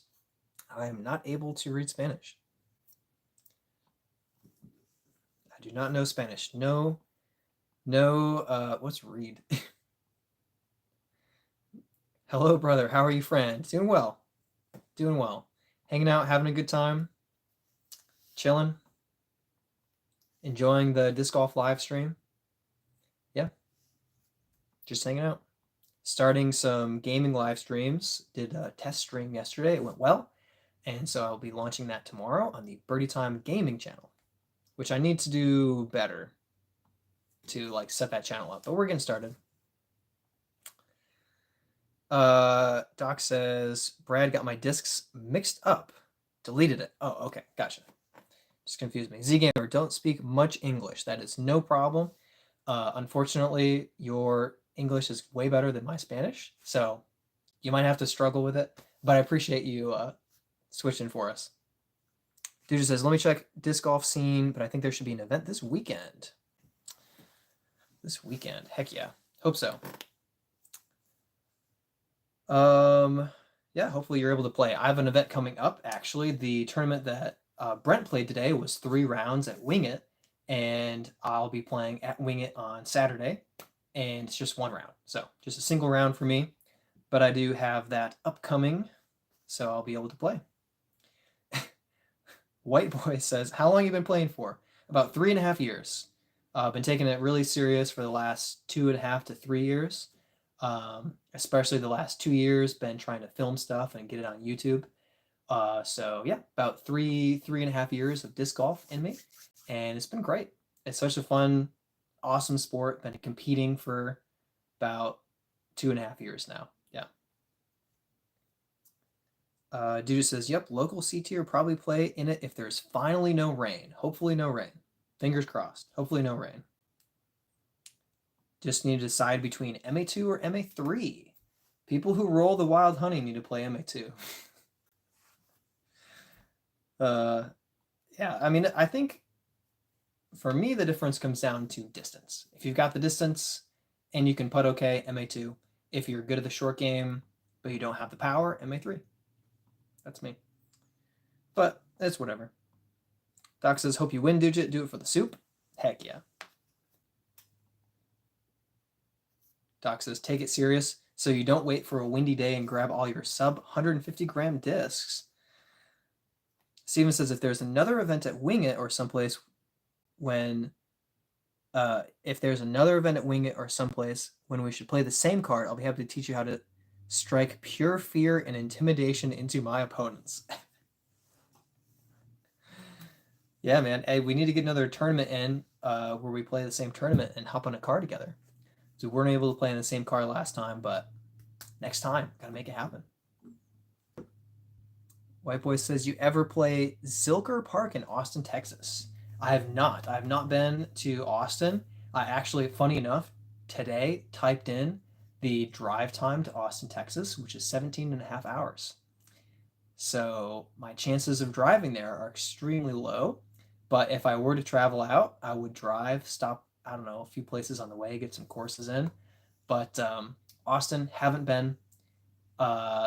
It's really a destination. It would be a destination trip for me. I have to know somebody, and I'd have to be able to film kind of all over the place. So I'd have to travel for like 2 weeks, which would be great. But anyway, I am not. Yes, I'm not as well traveled as I wish I was. Dude, it says short wooded course, not many people entered, so I'll probably just go in whatever has more people. There you go. Doc normally goes for a nice MA8. Dude just says MA80. That's good. That's good, Dujit. Love it. I wish I could like pin that comment. Oh wait, I can. I just pinned that. I just pinned that message. I didn't know I could do that. That's awesome. White Boy says, holy cow, what state are you in? Charlotte, North Carolina. North Carolina. So decently far east. Decently far. Even Florida would be a long drive. Probably like 16 hours from where I was in Florida. Texas is huge, man, and the rest of the United States is spread out. Steven says, and by my opponents, I really mean trees and the bottom poles of the baskets. Nice, nice, nice. in Austin, but never seen Brody. I'm a disc newbie. Awesome. Well, hey, that's just fine. That's just fine. Yeah, that's really cool. I mean, if you're able to get to a pro tournament, you should be able. Well, I can't speak to meeting Brody this year because he hasn't been attending, hasn't been competing so far. But yeah, the Texas stuff. Didn't know I could do that either. Yeah, I just tried it and I was like, oh, look at that. I can pin it. I could also remove mod status. So never forget. Anybody who's a mod, never forget I can take that power away. Benjamin says, have you ever played JARS DGC? I don't think I have not. I have not. What state is that in? Logan, have you ever played anywhere in New Ohio? New Ohio. I have not played in Ohio. I've played in Michigan and Illinois, but not Ohio.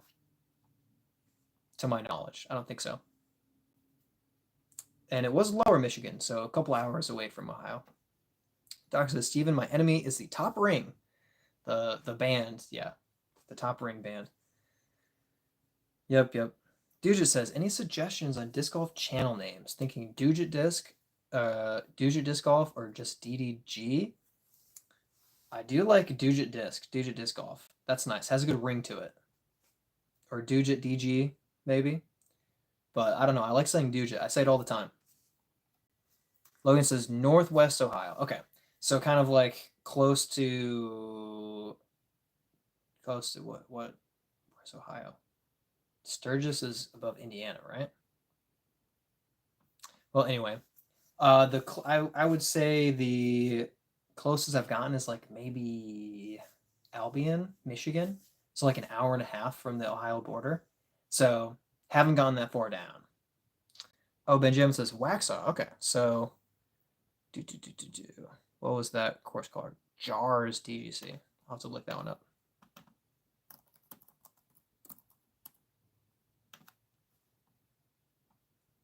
Nice. And let's see, how far away is that?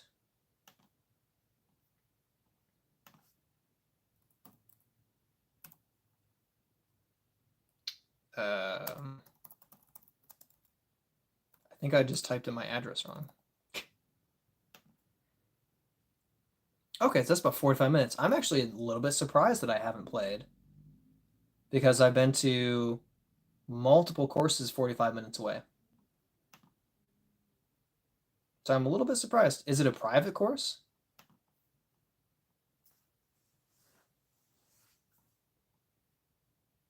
Gotta remember to Brody out to about losing me 50 points. Yeah. Doc's upset about his fantasy league. And Dude just says you should give Doc mod one stream and take it away the next one. That's a good idea. Dude disc golf. Oh no. Dude disc golf. Doc has enough mods and other chats. Yep. Got to keep things interesting. I'm not giving mod to somebody who routinely retracts their own messages because they said something wrong. Anyway. Mod is too much aggravation.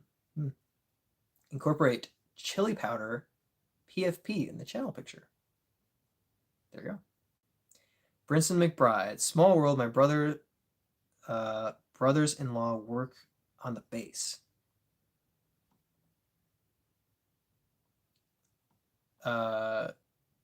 In North Carolina?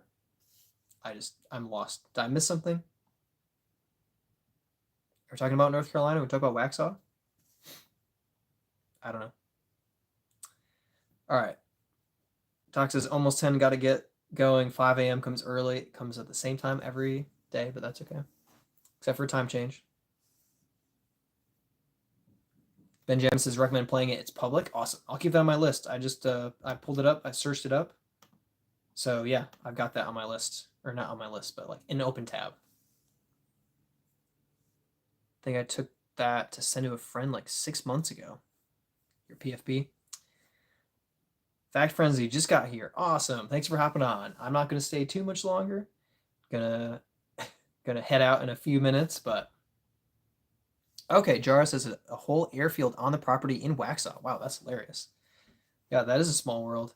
Yeah, I have never been, but I've got to come visit. Chase says, no, I've been busy. Now I have to go because I have a mock trial tomorrow. Okay, that's awesome. That's all right, man. Thanks for hopping in for a minute. Thanks for hopping in for a minute. And appreciate you stopping by, even if it's just for a second. No problem. Chase, tomorrow I'm doing a gaming stream, 7:30 p.m. 7:30 EST.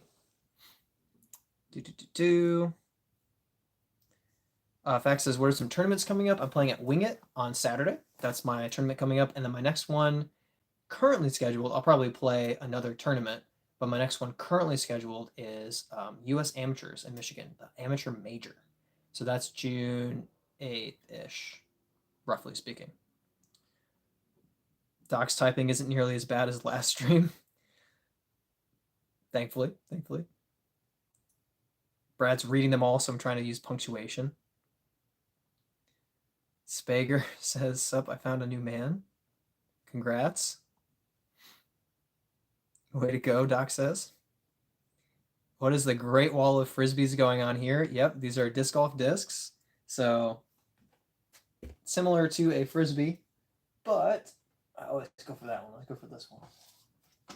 Discs are designed to fly further and faster, but yes, I have a fairly extensive disc golf collection because I play in a lot of tournaments, and I bag about 20 to 25 discs that I take with me on the course to compete. But yeah, they all fly a little bit differently. Some of them go right, some go left, some go straight, some swing out and come back. They're all just a little bit different, but yep, I have a moderately small collection. For someone who collects discs, it's not actually that many. Brinson, have you played the new Kilbourne Hole 1 yet? No, I haven't. I didn't know they made an adjustment. Have they taken it back to the way it used to be? I'm interested. As long as it's pretty new. I played like 2 months ago, so I'm assuming it's newer than that. I have not played it. That's interesting. I'll be back to Kilbourne soon, though. Great wall of frisbees. I should get a sign of that and put it above the shelf. Yeah. Chase says, thanks, Doc. See you guys. Awesome. We'll be there. Gaming channel then. I saw one the other night. Only for a minute. Yeah.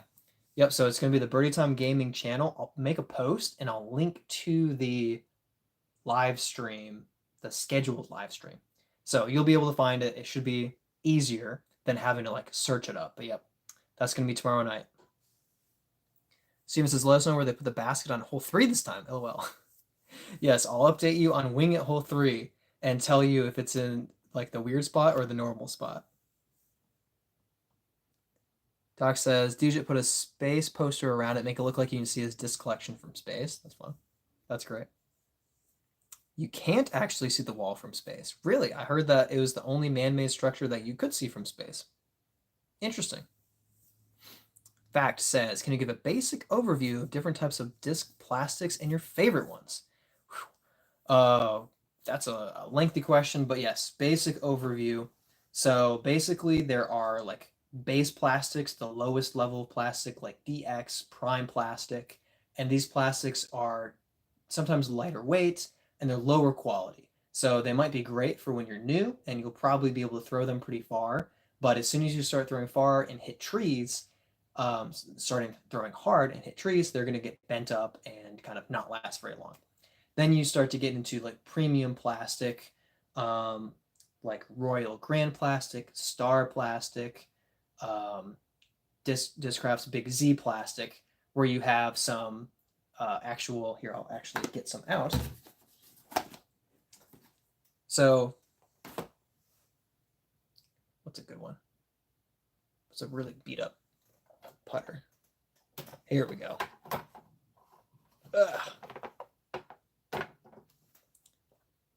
So this isn't even that beat up, actually. But so we have an old Envy. And here, you know what? I changed my mind. Facts got me answering crazy questions here. So here we have a base plastic keystone. If you can see it, it's warped. It's not a flat disc anymore. This side is raised up. This side is kind of bent a little bit. but I've thrown it for so long that I really understand the disc and I know what it's going to do for me. But when you throw a disc like this over the long term, it's going to get all beat up on the outside. As opposed to, let's go with my FD1. I've blasted this into a bunch of trees, and while you can see that it's taken some wear and tear, it's not chunked out. It's not missing, pieces of disc, and it handles the tree hits well because it's a higher quality plastic. So that's the S-Line Discmania plastic, or a Star plastic, or a Royal Grand plastic. It's dirty, but like it handles the tree hits better.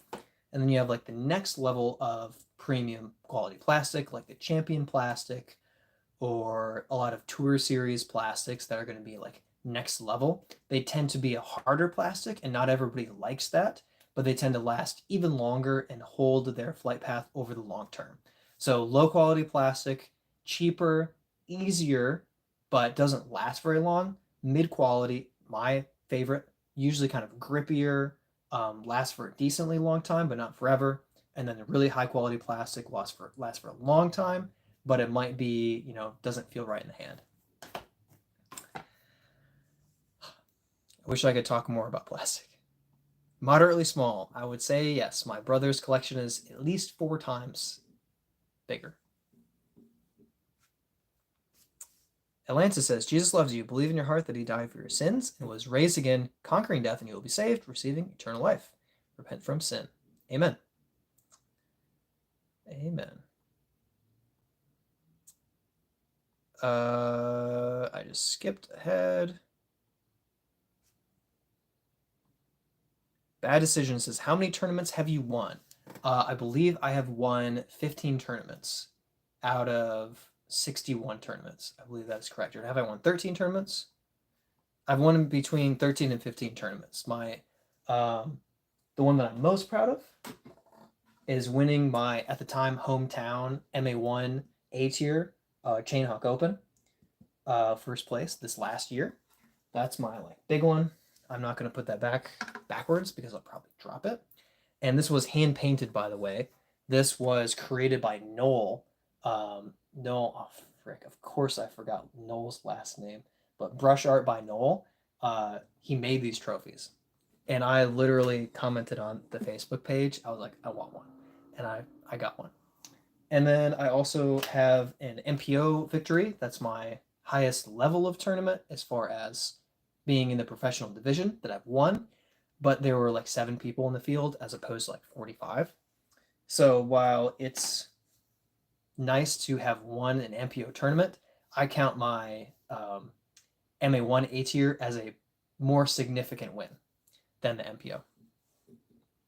Miracle Express says, OMG, these are frisbees. So similar to frisbees in that they're a disc shape, but these are disc golf discs designed to fly further and faster than frisbees. And they all fly a little bit differently. And I use them in competition constantly. Just scrolled in. Yep, that's no problem. Discs stand corrected. It's no problem. It's totally fine. But yes, it is they are a technological advancement on frisbees. Discs are meant to be better than a frisbee, but you don't play catch with them. Don't catch a disc. They fly fast. They hurt. Dujit, high school team has a youth soccer camp that I have to help with. Not looking forward to drilling K to 5th graders on soccer for 3 days. Yes, I understand. I've taught a lot of people how to play soccer and a lot of the basics, and just one at a time is annoying. Doing a group drill, have fun. Steven says, I know of 3 or 4 different spots that basket has been. Yes, it moves around. It likes to travel. At least you get to play around every day. That's awesome. Same difference as dolls versus action figures. Fair enough. Try to sink the word of disc golf to them while playing soccer. It's like a frisbee. You can throw it really far, and it's 100 times better than soccer. Kid, you want this DX AVR? That's great. That's great.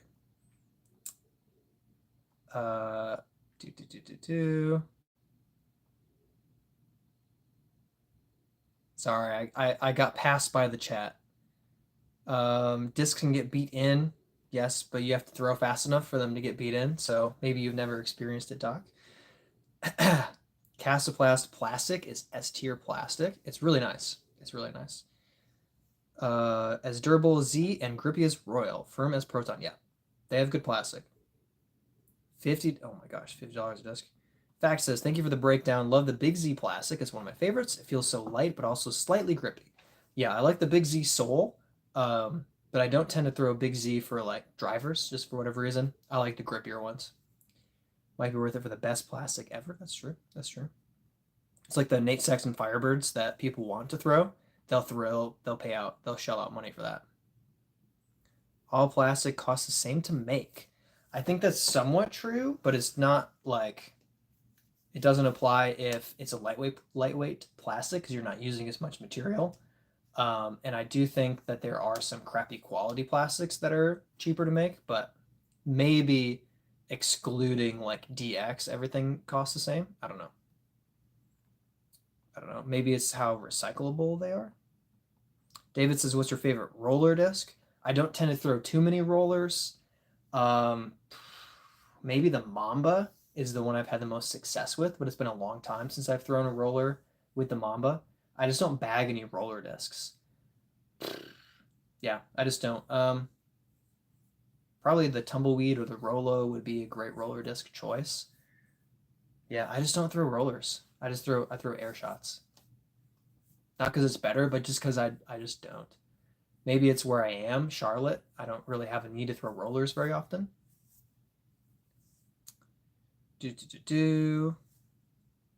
Trash Panda's phone case plastic. Interesting.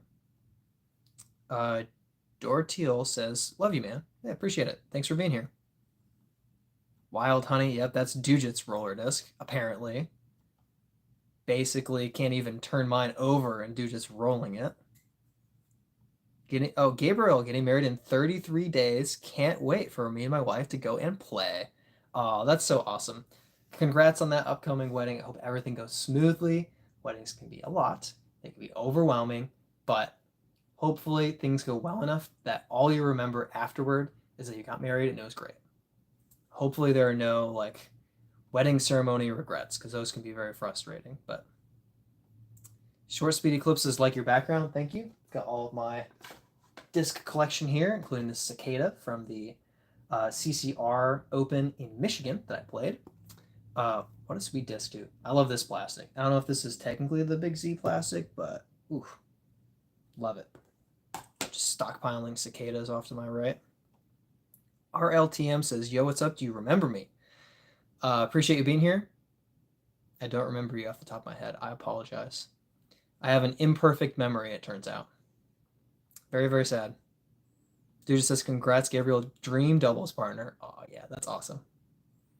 That's awesome.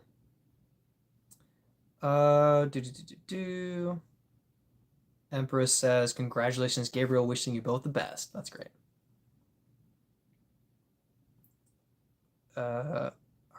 RLTM, let me know if you ever travel to the mobile region. Be down to play around. The mobile region? What's the mobile region? What am I missing? Am I stupid? Maybe. Next offseason, we need a Brad Learns Rollers. Bring in some guest stars like Brad. What? Dude, you should says you should play a custom stamped, you should throw a custom stamped wedding disc after with your buddies. That's pretty cool. Next April Fools, Brad should stock his wall with all regular frisbees. Oh, Mobile, Alabama. Okay, gotcha. Thank you for clarifying. I would not have known that. I would not have known that. I'm guessing you said that already in a comment, and it's just smooth brain just slipped out of my mind. My bad, my bad. Ozone is great for the forehand, huh? Interesting. Frisbees and condors. I do have the Makani. So I could keep it PDJ legal, but make it look like frisbees. Put a bunch of glow Makanis. You know what's great is I went to the Eagles Wings conference, and everybody got this as like a player's item. I probably could have gotten like 10 of these if I'd asked for it. I'd be like, hey, can I have the extra Makanis? Like I can put them in my background as I like stream. It'll be the joke because it looks like they're frisbees, but they're actually discs.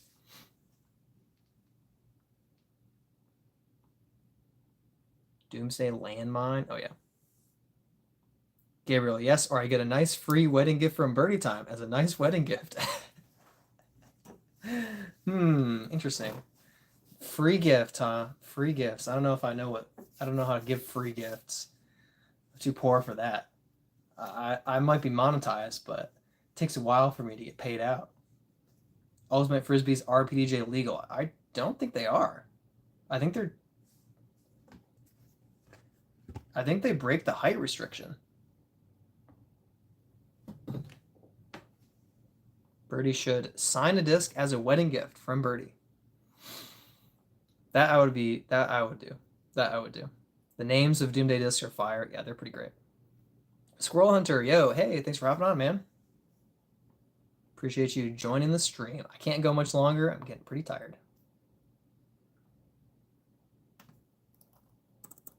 Our ultimate Frisbees. Legal. The Ultra Star is a well-known example. Ultimate disc can be used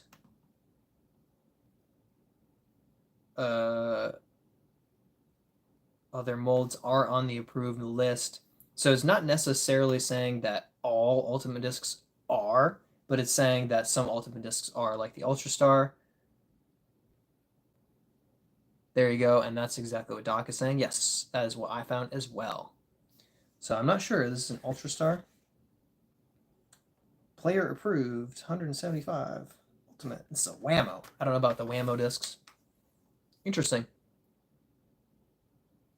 Fact says, forehand dominant player, been working on backhand form like crazy for the past few weeks. Accuracy is pretty good, but want to be able to get up to 500 feet in the future. Good night. Gabriel says, give me an address and I'll send a disc your way for your signature. Hey, you want to send me a disc and I'll send it back signed? I will 1000% do that. So give me Instagram DM or something, and we'll make that happen. 100%. I'll do that. And if you want me to write a message, I'll do that too. So yeah, absolutely. You reach out to me, Gabriel. If you really want that to happen, I will do it. No joke. I'll do that. So, but yeah, I don't give my address out publicly, so that'll have to be a DM. Eric says there's a 9 Glide PDJ legal disc. I can't think of the name of it. That's wild. 9 Glide. That's crazy. The Polecat is legal, therefore Ultimate disc should be. I mean, Polecat, it's relevant to bring it up, but look, they're not quite in the same conversation. The Polecat is a hat for the Ultimate disc. But I understand the comparison. They're definitely similar. They're definitely similar style discs. But it has to do with the measurement restrictions, because discs have to be within a weight restriction. Instagram tag will be Bhirdietime disc golf. So it should be, actually it's probably linked if you find my channel, my YouTube channel, home or settings or whatever, it'll link to my Instagram. Yeah. So it should be pretty simple to find that. But yeah, there are metrics that the PDJ has for what discs can be. Discs can only be so tall, so wide, so narrow, and they can only weigh so much for their size ratio. And then they have to be approved as a legal disc as well. So you can have something fit within the parameters and not be approved. But yeah, if they've approved them, they've approved them. So you can use them if you want. Dujit used to be forehand dominant so much that I made my UDisc tag forehand master, which is ironic now that I suck at forehands. That is interesting. That is very interesting. Dujit says, I think his is just Bradley Hendrick. Bradley Hendrick will make it pop up, but it is Bhirdietime Disc Golf, and then it's Bradley Hendrick probably underneath it as the person of the Instagram account. But Bhirdietime Disc Golf should bring it up. Used to bag a Polecat. They have a special place in my disc-shaped heart. I bagged it for a while. I almost threw in a few times, and it's a good disc. And it worked really well at the time, but now I throw just the way I grip and throw doesn't work as well. Oh, it does pop up as Bradley Hendrick, and it's just Bhirdietime. It's just Bhirdietime. Let me see. This might make it slightly easier. Boom. That's me. That's me on Instagram, which I try to maintain, but like I'm 95% YouTube. Like I really focus on YouTube. Instagram kind of stopped letting me get views on my videos. I went from getting 1,000 to like 10,000 views on almost every video, and then getting the outstanding video of like 50 to 150,000 views, cut down to like 300 views every video. 300, 300, 350, 280, 350, 200. Like I just stopped it. I just stopped. Eric says, change the name to Backhand Master to get your forehand back. Maybe worth a shot. That's a really good strategy. That's great. Steven says, a little too deep for my taste now. Yep, the polecat has that depth to it, which can benefit or be a detriment, depending on your grip, depending on your form. Dude just says, family got me a shirt that had a decal of some trees with a basket inscribed on it. Definitely my go-to shirt for rounds. That's really cool. Doc says, time for bed, Dujit. Keep up the soup talk as long as possible. Dude just says, I might try that, Eric, but I think I'm out of changes. Ooh, limited in how many times you can change your PDGA. I think I changed mine once, or not PDGA, UDisc. I think I changed mine once from Bradley Hendrick to Bhirdietime. I think that's it. Bhirdietime had not been taken yet, so I was pretty happy with that. Usually when I make a username, I'm like, oh, this is a great username, and it's already taken. I'm like, well, I have to add a 14 to the end. Dude says, all right, best soup. Already living up to the doc name. Speaking of soup, I did not have soup, but I do need to get my food, my cowboy beans, out of the crock pot because I let it sit on keep warm, but it's been long enough that I probably need to pull it out of the crock pot. Fact, ever thrown the Majesty from Discmania, one of my favorite distance drivers. Have not thrown the Majesty, and now I'm very interested. Now I want to throw the Majesty.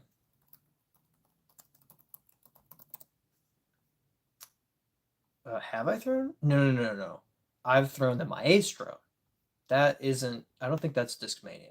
But I have not thrown the Majesty. 13.5, negative 2.2. It sounds like the Discmania Shrike. Sounds good to me. Eric says, always a hoot being here on Sundays. Cool community. We appreciate you having you here with us as well. It's a blast. It's been really great. Tonight's been great. I am pretty wiped out now, though, so I'm going to head to bed in just a minute. Also need to text back people about playing disc golf tomorrow before they go to bed. So I better call it by 10:30. Can't call myself a backhand master right now. Could change it to Dujit Disc Golf. I like Dujit Disc Golf. Personally, I like the Dujit and Dujit Disc Golf. It fits, it flows. I like it. My opinion. It's all you get is my opinion. Young Juice, favorite disc is probably Sidewinder, Discraft, or Mantis Discrafts. So Sidewinder, Innova, or Mantis Discraft, I'm guessing. But yeah, the Sidewinder, I mean, it was my first driver. Oh, reach back. Boom. Innova Sidewinder. First driver that I really got good with. I love the plastic. Just got tons of birdies with it. And then once I had Garrett Gerthy and Jessica Weiss sign it, I was like, I can't throw this anymore. And so I just changed it into a signature disc with mostly MPO on here now. But now I have like 4 signed discs in the bag. I got my signatures, and now I get like a duplicate signature on a disc I want to throw, and I just keep it in the bag. But yeah, at first I was like, I can't keep throwing the Sidewinder. But yeah, good shout. Sidewinder is so good. Such a good disc. Steven says, bedtime, good look at Wing It next week. Thank you. God bless. Peace to everyone in the chat. Thanks for hopping on, Steven. Really appreciate you being here. And bedtime soon for me as well, but I'll draw it out for a couple more minutes. Dujit works, yeah. Dujit works, absolutely. Dujit says, think my first driver was a rainbow black translucent Boss SS. Really cool looking. That sounds cool. I bet it looked cool. Dang, that sounds awesome. Hope you can find one like it eventually. That's so cool. Wow. Translucent Boss SS. That is sweet. That is sweet. Oh, I just realized I didn't start a new poll. Well, it's too late. At least we had the haircut poll, and we pretty much established the haircut's fine. Nothing special, but it's fine. I should have done one that said best haircut ever, but I don't think we would have gotten any votes. Anthony says, is the background real? Yes, indeed. These are all discs in my collection. So I have 3 of this disc, the Brave. So the Brave is a 7-speed disc with good glide to it. So the way that I throw it, it'll go pretty straight, but it'll drift a little bit to the right. Other discs are designed to fly to the right really fast, go dead straight, go left, dump to the left really quickly. And so depending on the disc that's back here, well, here, I just showed this one off. This one is a signature disc that I have a bunch of professional signatures on. And here's one of my favorite new discs. This is a Rocket League stamped Force. And so it has the kind of Rocket League thing, and then it's going into a disc golf basket. It says calculated. I love it. Play a lot of Rocket League too. And then I have a couple of dyed discs. This is a dyed Echo that I've thrown a lot and aced with, but not currently in the bag. Yeah. So, long story short, I have a bunch of discs. Yeah. Anthony says, what's your favorite Frisbee to use? So my favorite would actually be the first one that I happened to grab, the Brave. So for me, it just flies exactly how I want it to.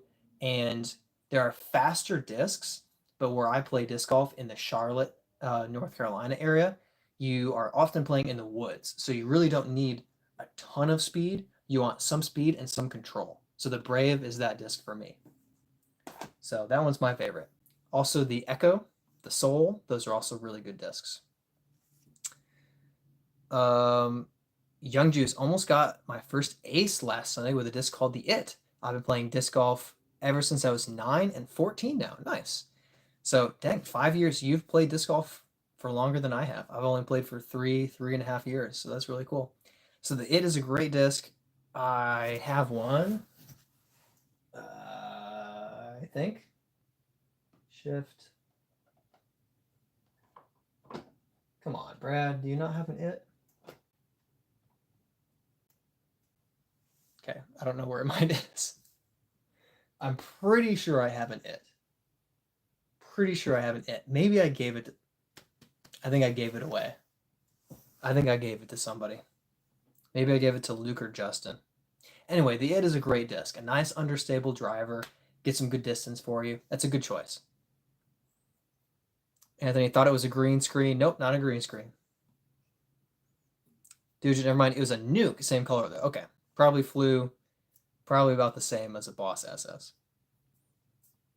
Use the Nuke for flex backhands. Squirrel Hunter does. Nice. Or, yeah, flex backhands. Yeah, the Nuke is good for that.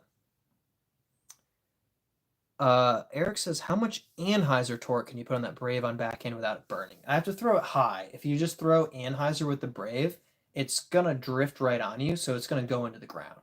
So Heiser is best, or flat. And if you throw flat, you might want to give it a touch of extra height, just so it can actually really swing on you.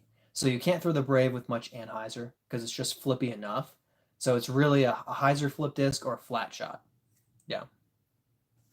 Young Juice hit the top left basket. Dang, that's so close to going in.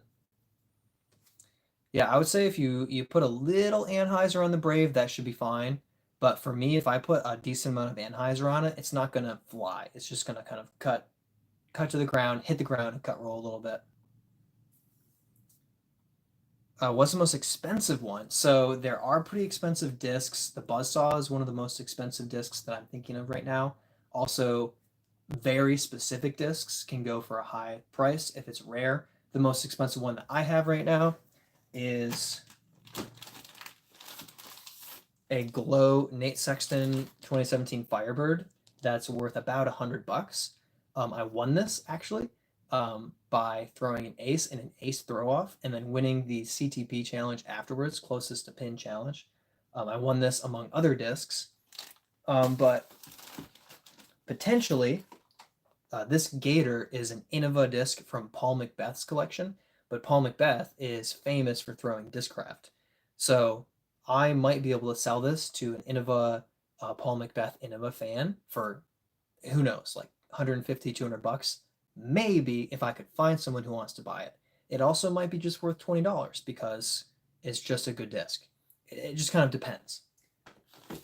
Sometimes collectors are out there who really want a disc that you have. Sometimes there's no market for it.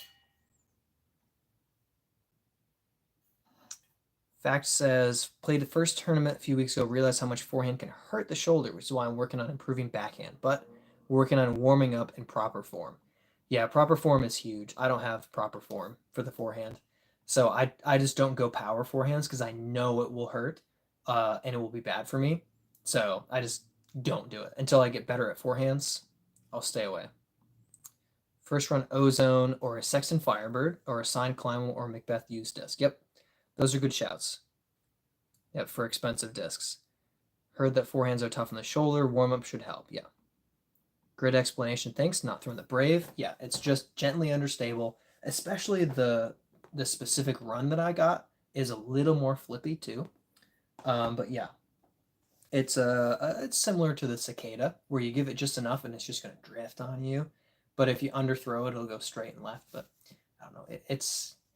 I mean, if you look through my channel for long enough, you'll see me throw the Brave really well. And it's just like, it has so much potential. It's just such a sweet disc. Such a sweet disc.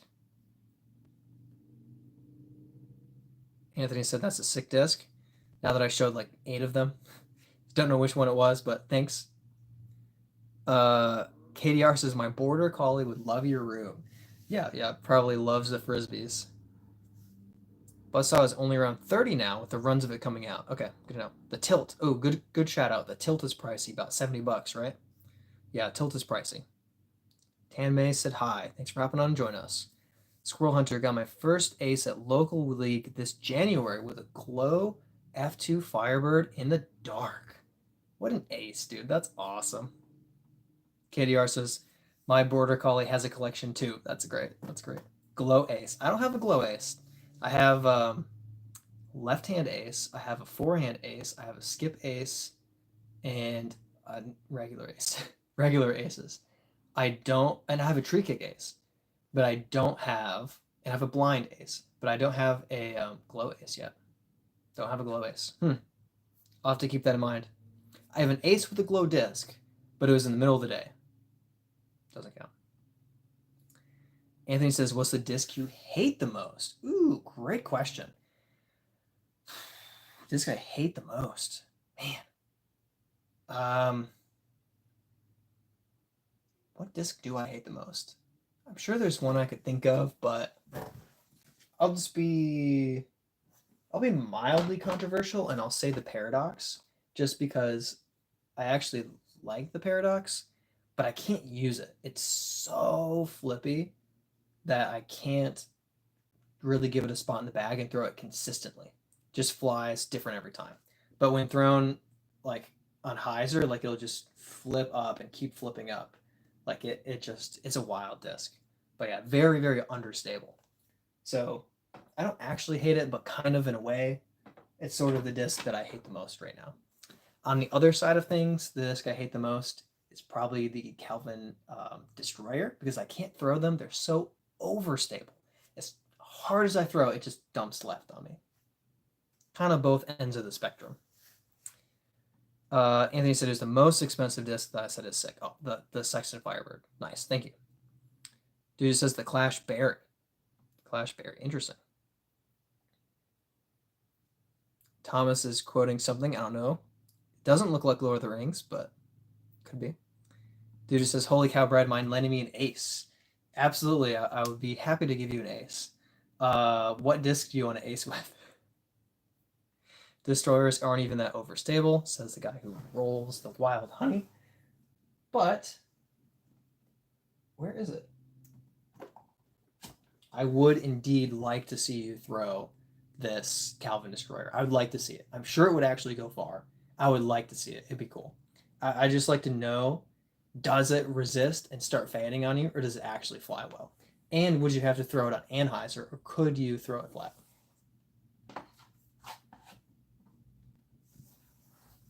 Just curious. Blake Allen says, nice beard. Thank you very much. Grew it myself. UFO, most not needed made disc. Fact says, have you ever gotten an albatross on a par 5? Technically, I think I have, but it wasn't a legit par 5. It was like a 420-foot downhill par 4 or par 5, and it should have been a par 3. So I'm trying to remember.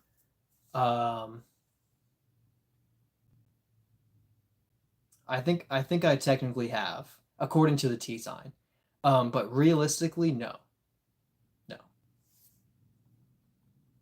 Got 500 on the ace. Heck yeah. Most I've gotten on an ace was 80, which is great. It's something. But I don't know about the Calvin Destroyer, but Halo Destroyer loves to flip up to around 350, 400. Yeah, I'll say it's going to be pretty different than just the Halo Destroyer. The Calvin Destroyers are pretty overstable. But I'm sure it probably won't flip up, but it'll probably go 350 for you, just throwing flat. Anthony says, can I have that dark blue disc in the corner at the bottom? We're talking about this one here. This one is an Anubis, 5500, pretty much a straight shot, stable to slightly overstable flying mid-range. But this I actually got in a mystery bag. So I just had 3 random discs and pulled it out, and I was like, you know what? This is kind of sweet. And I ended up winning my mystery disc challenge round with it against Dakota.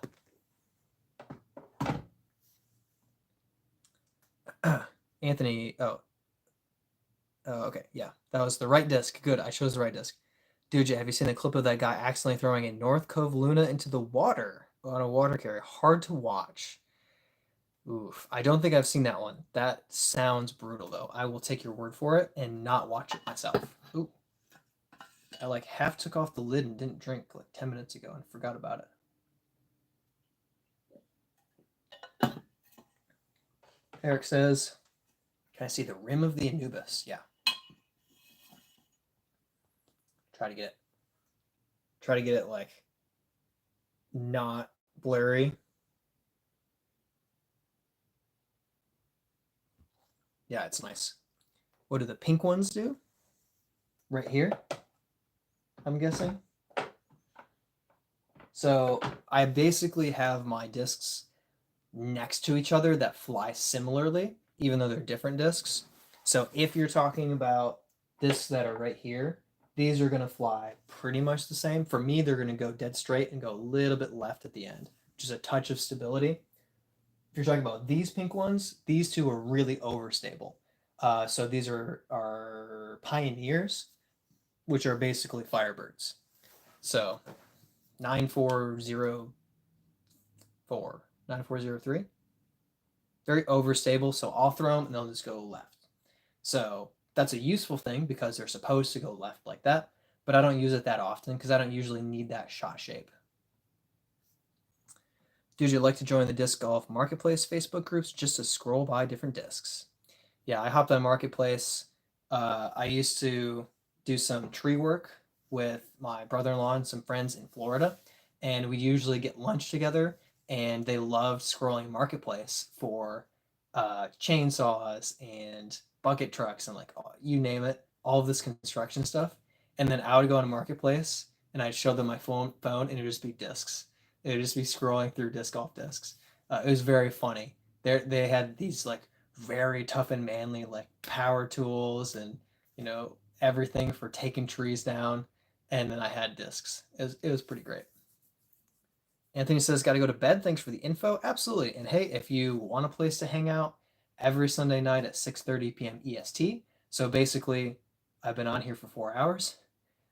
Got to get off soon. But every week. So if you want to chill, hang out, it's the place to be. You are absolutely welcome. Fact says, would you rather never have to get a bogey or never be able to get a birdie or under again? I think that's pretty easy. I get more birdies than bogeys, so I would rather. Wait, no, that doesn't make sense. Would you rather never have to get a bogey or never be able to get a birdie or under? Those don't make sense. But if you're asking, would I stop getting bogeys if it meant I also never got birdies? I would say no. I would take more bogeys because I get birdies.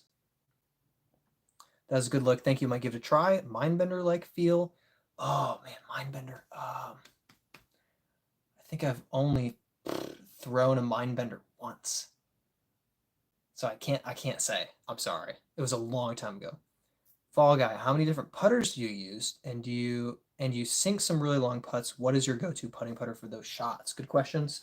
So I bag the Keystone for throwing, and every once in a while a jump putt when I need to really hold straight for a bit longer or even drift right.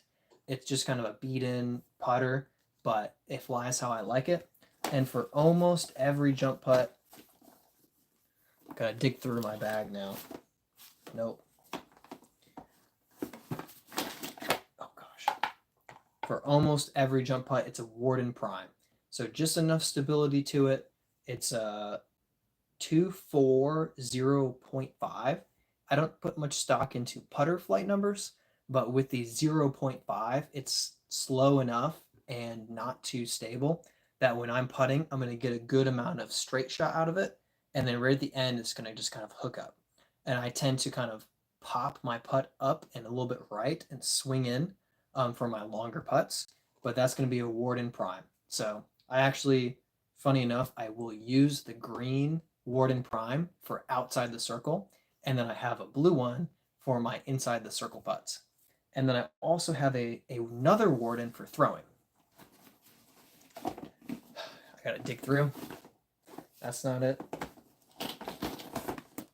This is my Circle 1 putting Warden. That's an Echo. Oh, I already grabbed it. I'm an idiot.